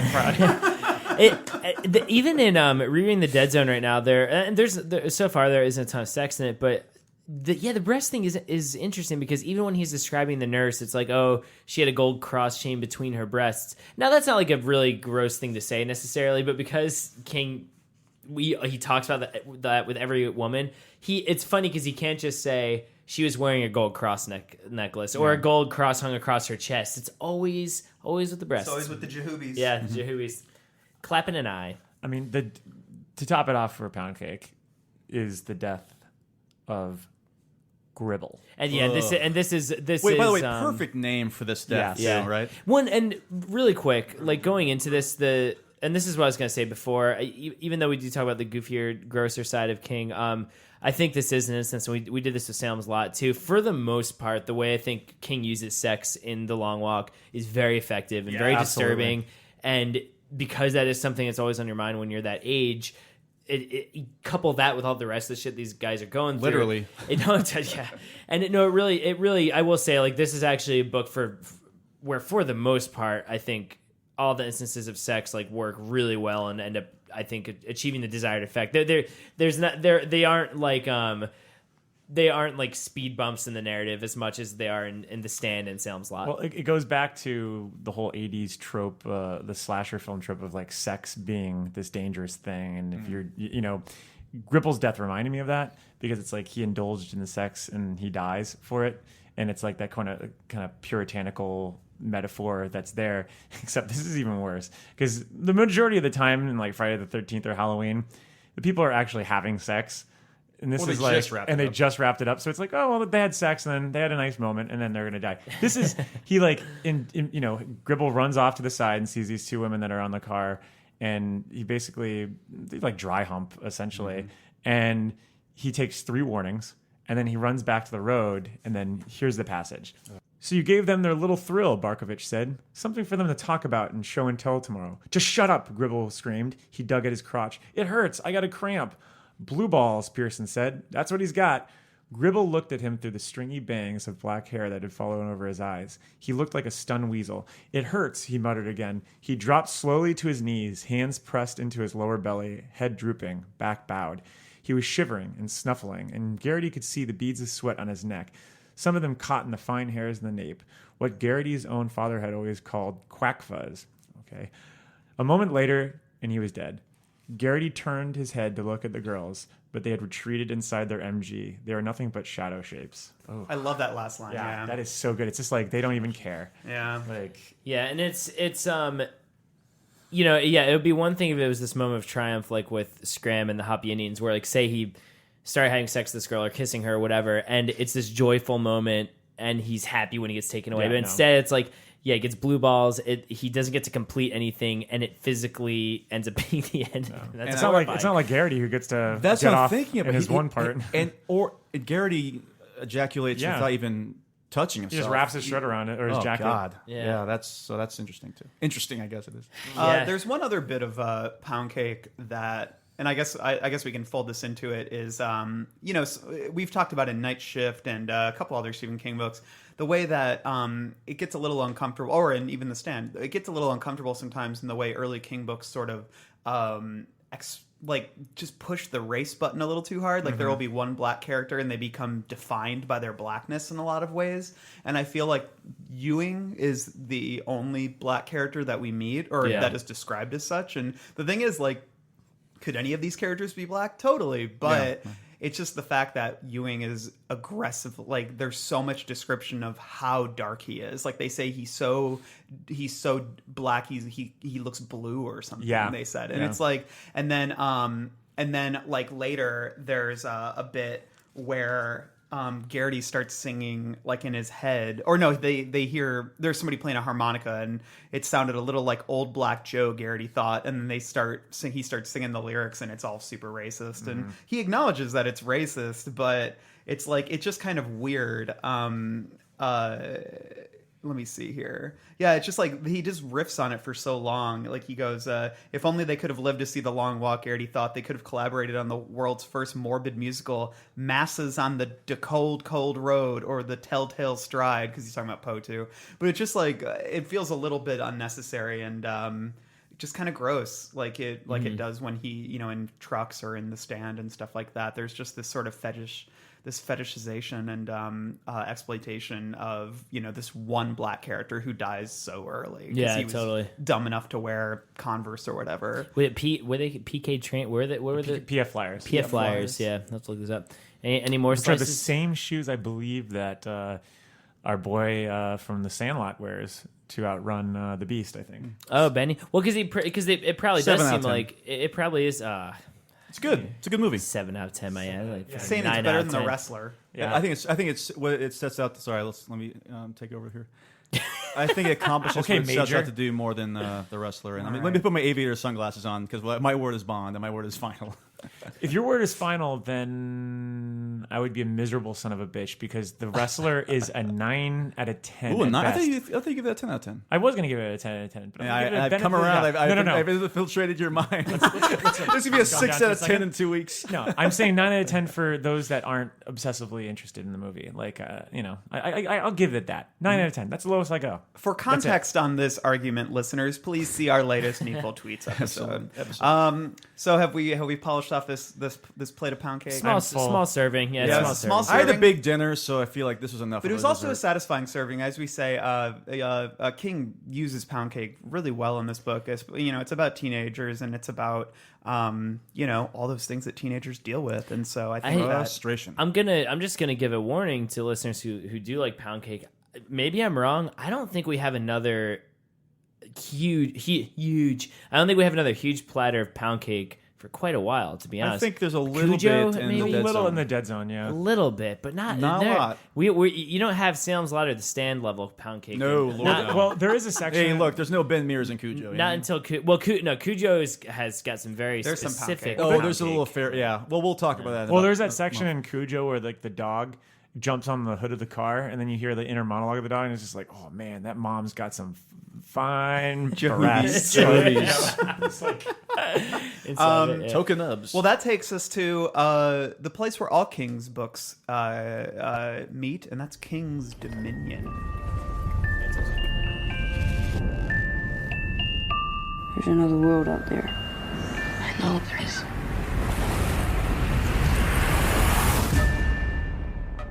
So this is the section where we like to talk about where in King's work, if there's any references to other bits of King's work or the Dark Tower lore. Are we on a beam right now? Is Randall Flagg showing up? Maybe, who knows? Mike, do you have any King's Dominion tidbits to share? Well, according to the complete Stephen King universe, this is what they write. Oh shit! I just lost it. Well, I guess if you want to look for it, I got some real quick ones here. Yeah. Okay, well then, my brother. Well, we can keep going. I guess my brother Mac is not here today. Loser Mac is not here, and he likes to give up these real tenuous conspiracy theories, Room 237-esque ones. So I'll knock these off while Mike looks for the more logical ones, maybe. Chapter 1: Olsen slung his belt low on his hips like a gunslinger. Oh dear. Okay. Chapter 2: A Juniper Lane is mentioned. Juniper Hills location, perhaps. Chapter 3: It was only 19 miles to Caribou. I saw. Yeah, there you go. Chapter 3: Full dark had come by 6:30. No stars. Full dark, no stars. Chapter 16: Miss Petrie is an old teacher of Garrity's. Mark Petrie, maybe? Maybe a grandmother. And of course, I think Randall will appreciate this one. Chapter 17: There's a walker named Radigan. The Rat Man, baby. The Rat Man Ratty, forgive you this time. Ratty Elkin? Ratty Elwin? Oh, God. And that's... Oh, Mike, have you found what we're looking for here for the old long walk? Well, it seems that like it could be a Bachman universe. Maybe not in the Stephen King universe, but it could be that all these books are tied together in a certain way, because the Running Man and the Long Walk have jarring similarities. The game show. Yeah, I mean that whole. I mean, thematically, it's very different, but there's still, well, not that much, actually. I mean, it's very similar in retrospect. And even Rage, to a certain degree, if you think about how society is depicted in that, it's this very, it's not dystopian. It's not Rage, nihilistic. But it's very, it is very nihilistic. And you could assume that Rage maybe did actually happen in this universe. I mean, they never really say otherwise. Maybe that's the Major as a kid. Yeah, right. Oh yeah. Charlie Decker is the Major. He gets out of. Oh, you know what though? Maybe Charlie's Decker is the Major, because the way that Charlie Decker's father is written in The Rage is very kind of. I don't know. Wait, you mean? I don't mean that like this is literally the case. I'm not trying to pose as a conspiracy theory, but hey, who knows? That's all I'm saying. Who knows? Yeah. And then there is obviously the thought that maybe the Dark Man that he sees at the end is Randall Flagg. I remember being a kid and thinking that. I mean, the thing is, and that is a thought that entered my mind, and I said this earlier. As much as I love Randall Flagg, sometimes I do get kind of, all right, was he just going to be any mysterious dark figure is always Flagg? And it's not that that's not cool, but in a certain way, it's like, have I just read too much King? You know, maybe it's not. I don't think it is. I think it's more interesting. I think it's fun to talk about, though. I think it's way more interesting if the dark figure at the end is no one. If it's all in his head kind of thing. Yeah. There is some other weird things. Like, does anyone remember who Freaky D'Alessio is? Yes, and that haunts Garrity throughout the book. Yeah, but who was? He's a kid from Garrity's. I guess I just just a real couldn't young remember. kid. I guess he's the kid who's got the cross-eyed, because I think he got hit. Remember, he was playing baseball. He got hit in the head with the baseball, and then he gets hit by that car.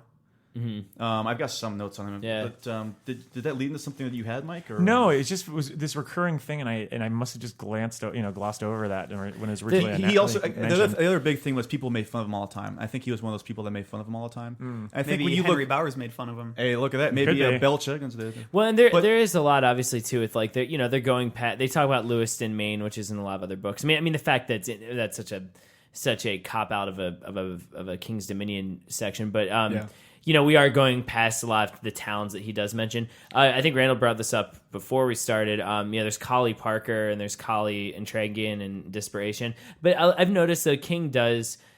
I don't even know if I'd put that in King's Dominion. I feel like the really colorful names that King has are very specific to the main Canadian region, because a lot of them are French. Like Duchamp, the name Duchamp shows up a lot. Even Teddy Wisak, that's not French, but like I feel like he just takes names that I think he takes names that he likes. So Collie, I think he met cool. I think he knew a mean boy named Collie at one point. Yeah. That's a good theory. He does. He references Cordwood again.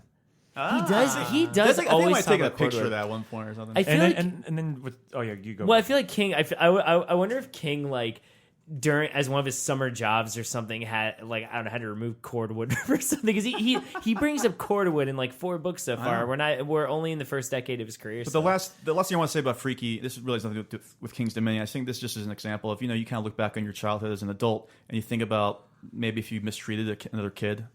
Like Steve Buscemi and Billy Madison. Yeah, but now I'm putting lipstick on my couch now. Yeah.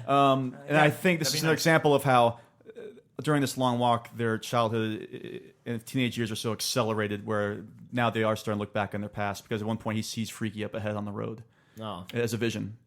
So I think it's an example of something that haunts him. What's also haunting is somebody. We get a reference to what's called Judgment Trump.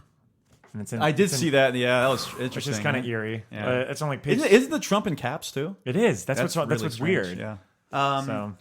Well, I think that wraps it up for King's Dominion. Yeah, I think it's time to share our final thoughts on this book. Dad, can we go now? You ready? Yeah, we've been ready for an hour. Okay, I'll be right there. You said that a half hour ago. Yeah, my dad's weird. He gets like that when he's writing. Justin, do you want to kick us off? I'll go last, actually. Okay. If you don't mind. Man, Dan? all right. I feel like my bright red Pennywise. I can never fucking say that That's without why it's laughing. funny. White Pennywise penguin.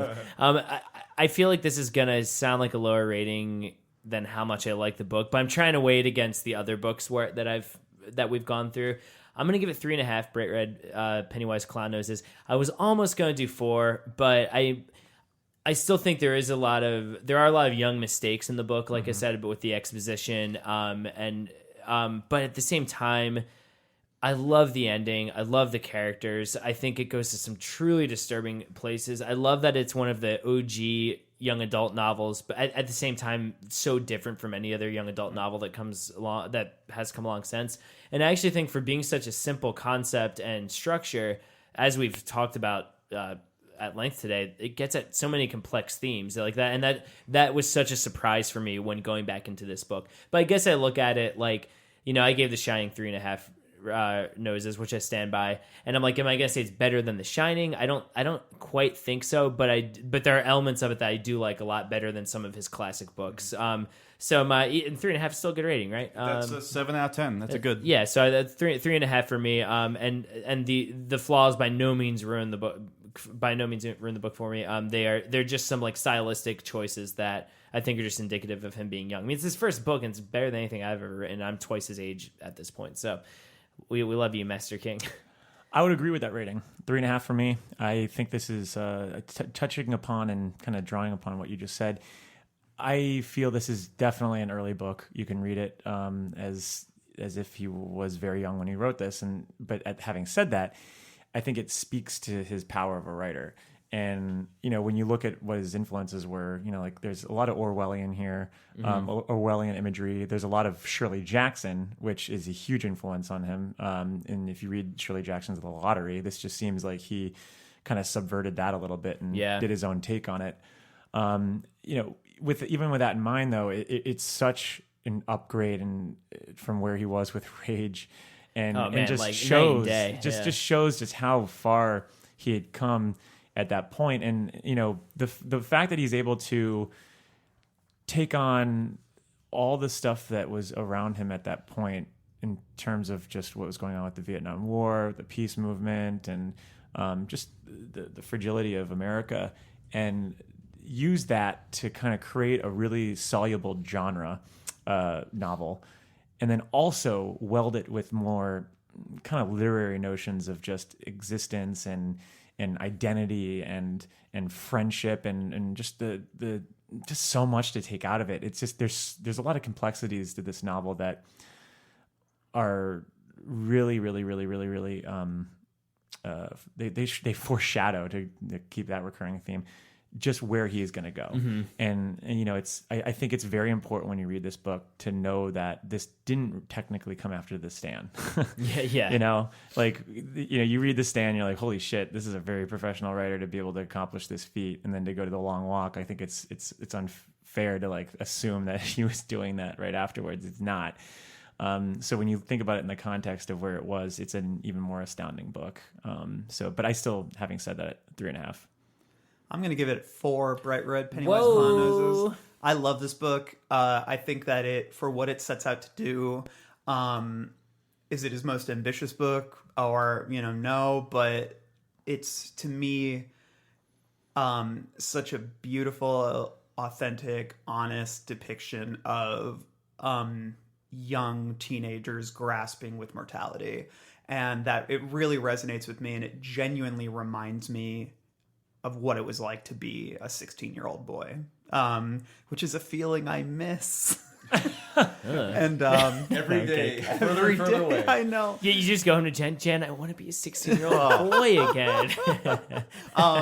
So yeah, I mean, I love the characters. The pulpy side of me loves sort of the weight of death that hangs over it, and sort of some of the scenes of brutality. Because I'm not gonna lie, we're King fans. We get a kick out of that kind of stuff sometimes. Do you guys think, we don't have to stay on this too long because I know we're at the end, I think there's a specific reason why he did make it 16-year-old boys and not 16-year-old boys and girls, especially because we're talking about the draft in Vietnam and all that.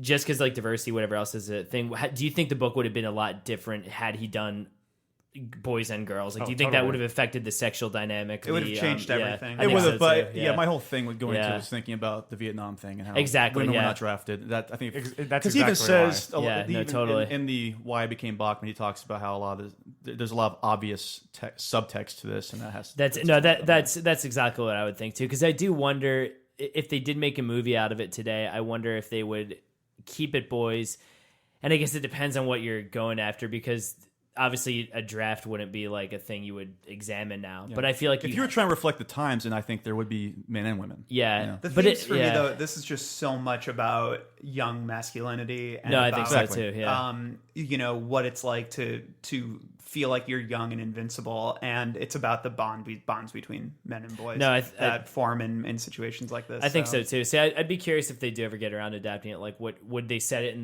the 70s and do? Or does this? It does take place in the 70s, right? It's updated for the 70s because they talk about John Travolta at one point. So yeah, I wonder what route they would go. I wonder if they would stick to that the Vietnam connection and also use it as, like you said, to just explore masculinity, or if they would do something else with it. It's just like, I'm all about diversity and representation, but not when it is there to, not when the story itself is about young boys. For sure, yeah. Like, I'd say, I'd love to see people of different races thrown in there. I think that would give it an even stronger dynamic. We only get a little bit of it in the book, but it's a story about boys, and that's what I like. Sorry, I just keep the 16-year-old boy thing. Little boys. I want to be a boy. I give it a hearty 4 bright red Pennywise Clown Noses. Justin, I finished this about a week ago, so I didn't want to get too hyperbolic. I wanted to give us some time. I know. I bet I can predict what you're going to say. Yeah, I wanted to give us some time. And I read it. I read it 3 or 4 years ago. I loved it 3 or 4 years ago. But what I love about this podcast and how smart we all are now. But I love. We are all kind of we are definitely approaching these books from a much more scholarly angle.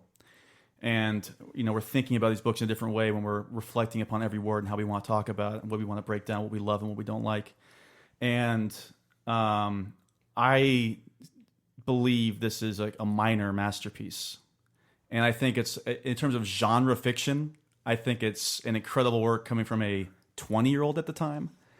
I look at the flaws of the book, and they're not, to me, as noticeable as the flaws you can find in something. And I love Carrie, Salem's Lot, Shining, and The Stand, and I hate Rage. So keep Rage out of this. Rage is awful, maybe his worst book, but for what we talk about this all the time, for what this book sets out to do, I think it's quite exceptional. He would write better novels going forward, but I'm going to say I give this 4.5 out of 5. Oh, I thought you were going the whole 5. No, I won't do that. I mean, 5-noser. In terms of being 5, it's a 5-noser. No, isn't that you said that a while ago, right? I think I stole that. I think I stole that from you. 5-noser. A 5-noser. Yeah. But I give it 4.5 red Pennywise Clown Noses. At this point, this is my favorite King novel I've read, as in through the first 6 books. Could we really quick each just boom, boom, boom, say what our favorite book of the ones we've read so far, regardless of whether you're on the episode or not. I'm just curious to see. So yours is Long Walk. Mine is The Long Walk at this point. Mine would be Salem's Lot. Mine's Salem's Lot also. Stand. Interesting. Cool. Yeah. What average wise? What's our nose average? Actually, I don't remember if I think it was The Shining. Maybe it would be The Shining. Yeah. I think you liked The Shining a little bit better. Yeah, than Salem's Lot. yeah. Because you said Salem's Lot didn't scare you necessarily. Yeah, it would definitely. This be The gets Shining. overall between the four of us a 3.87.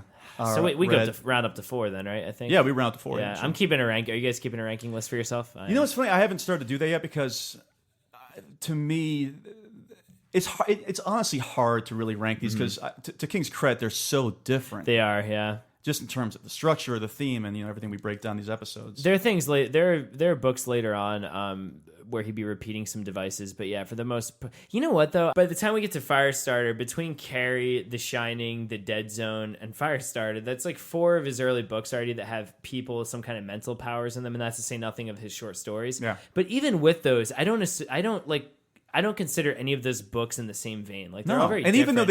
even though some of those technically do take place in the same universe, it's hard for me to say, because even though Cujo and Dead Zone have to take place in Castle Rock, they're totally different types of storytelling, totally different types of plots. I kind of hate. I mean, I know it's just a joke and it's a stupid show anyway. But on the Family Guy where they do the Stephen King thing, like, oh, okay, well, there's this lamp and it gets possessed. Like that, the idea that all he does is he takes like, oh, this is the book where I have this thing that's scary. And maybe he does that to an extent, but I still think he writes about everything so differently. And like that, I think what you said makes total sense about the ranking. Like all these books so far, I mean, they're very different stylistically. I think it's funny that Seth MacFarlane, who's a hack, would actually try to criticize somebody for being a hack. You think that's bad? I think that was right after Cell came out. Was when they made that joke. Like, oh, cell phones are bad now. Well, the problem, the sad thing is that Cell is just such an exception to everything else that's come after the accident. If you really look back at all his other books, he's had a good run. They're not. You can't just drill them down to like an object or something like that. Like all those post 2000 books aren't just like.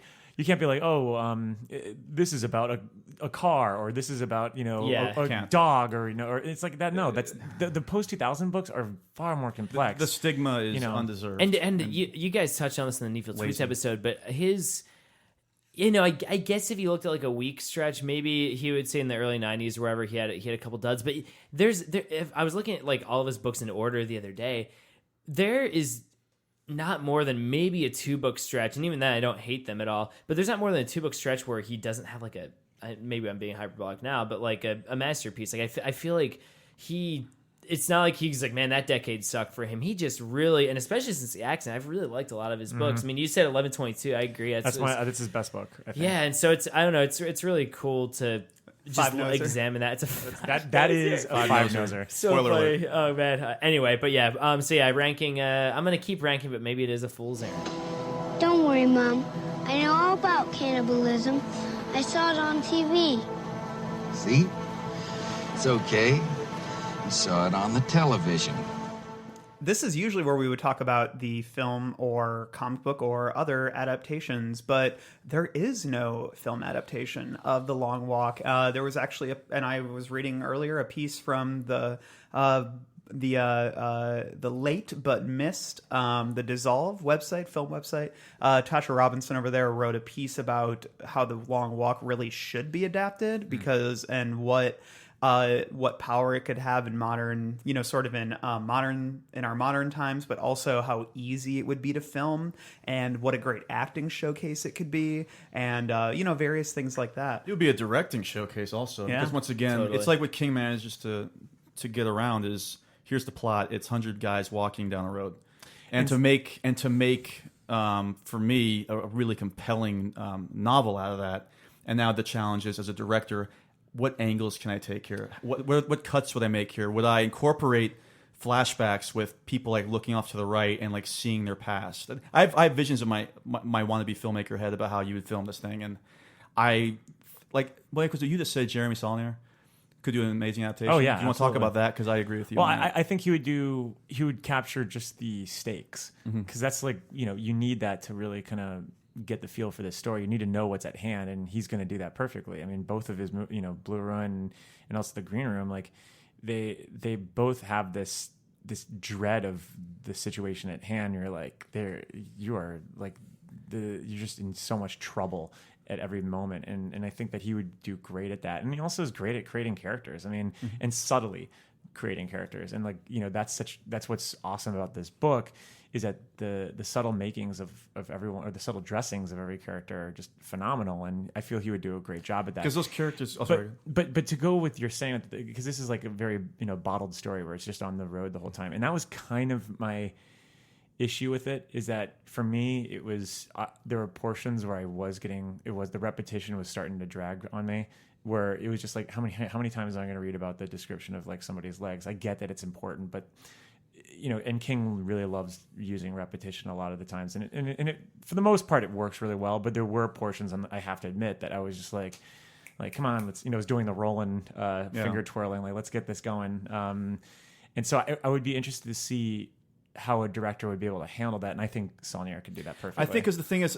we notice in the book where McReese and Garrity are walking, and they're still used to the gunshot, the loud bang of the gunshot, but it's when firecrackers go off later on where they kind of really react, like that's a new loud noise. What's that noise? So, but I feel like as a filmmaker, you've got to make it so every time you hear a gunshot as an audience member, you're still feeling that tension, and I think he could absolutely do that. Yeah, like that. Oh man, he also my favorite thing about him as a director, just from those two movies, is how he depicts violence. I mean, he doesn't glorify it. He doesn't make it cruel, and use of the word. Yeah. It's thrilling. I mean, Blue Ruin and Green Room are both very thrilling movies, but the violence is clumsy because these are just real people who don't really know how to do it. I mean, the whole violent, or the whole aesthetic behind the violence is like, okay, well, if some guy who didn't know what he was doing got an arrow in his leg, like what would that actually be like? It reminds me of early Tarantino, when before he started fetishizing it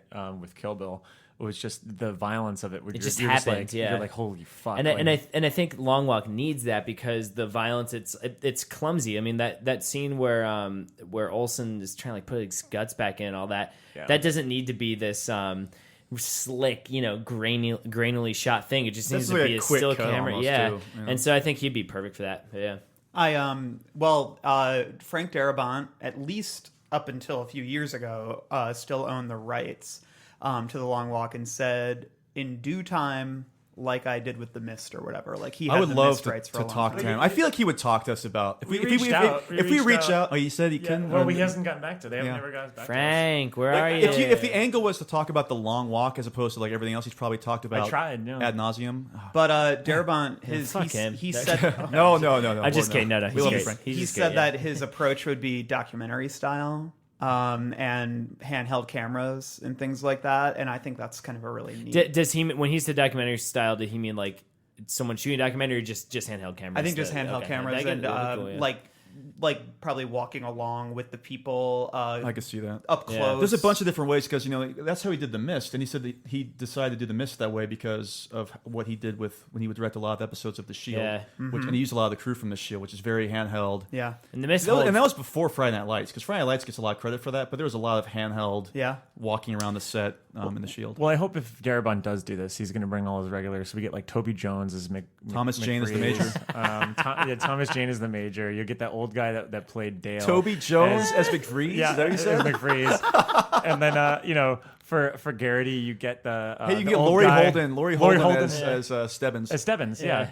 Bill Sadler. He just doesn't Barkovich. He just doesn't do the age thing at all. He's like, it's just a walk for everyone. It's like everybody gets drafted. He's like, it's like the movie Rat Race. You just get like a lot of people. Yeah. Wait, I heard Rat Race. You mean? Oh, I meant Rat Race. Rat Man. Oh the man. Rat. God, yeah. Too bad. The real Rat Man isn't alive to star in the Rat Race remake.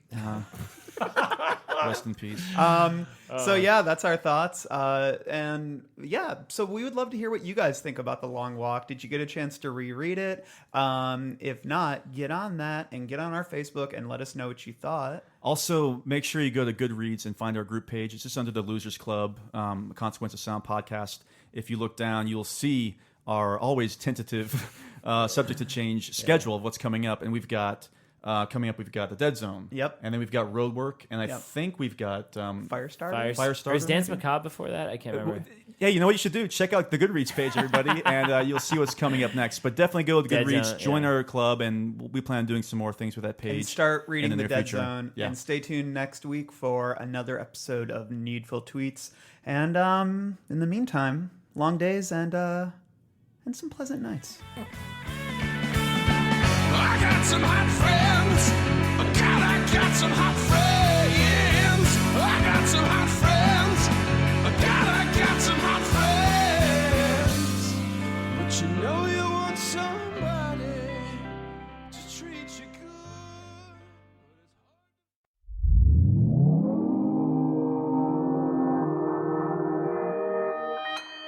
Consequence Podcast Network.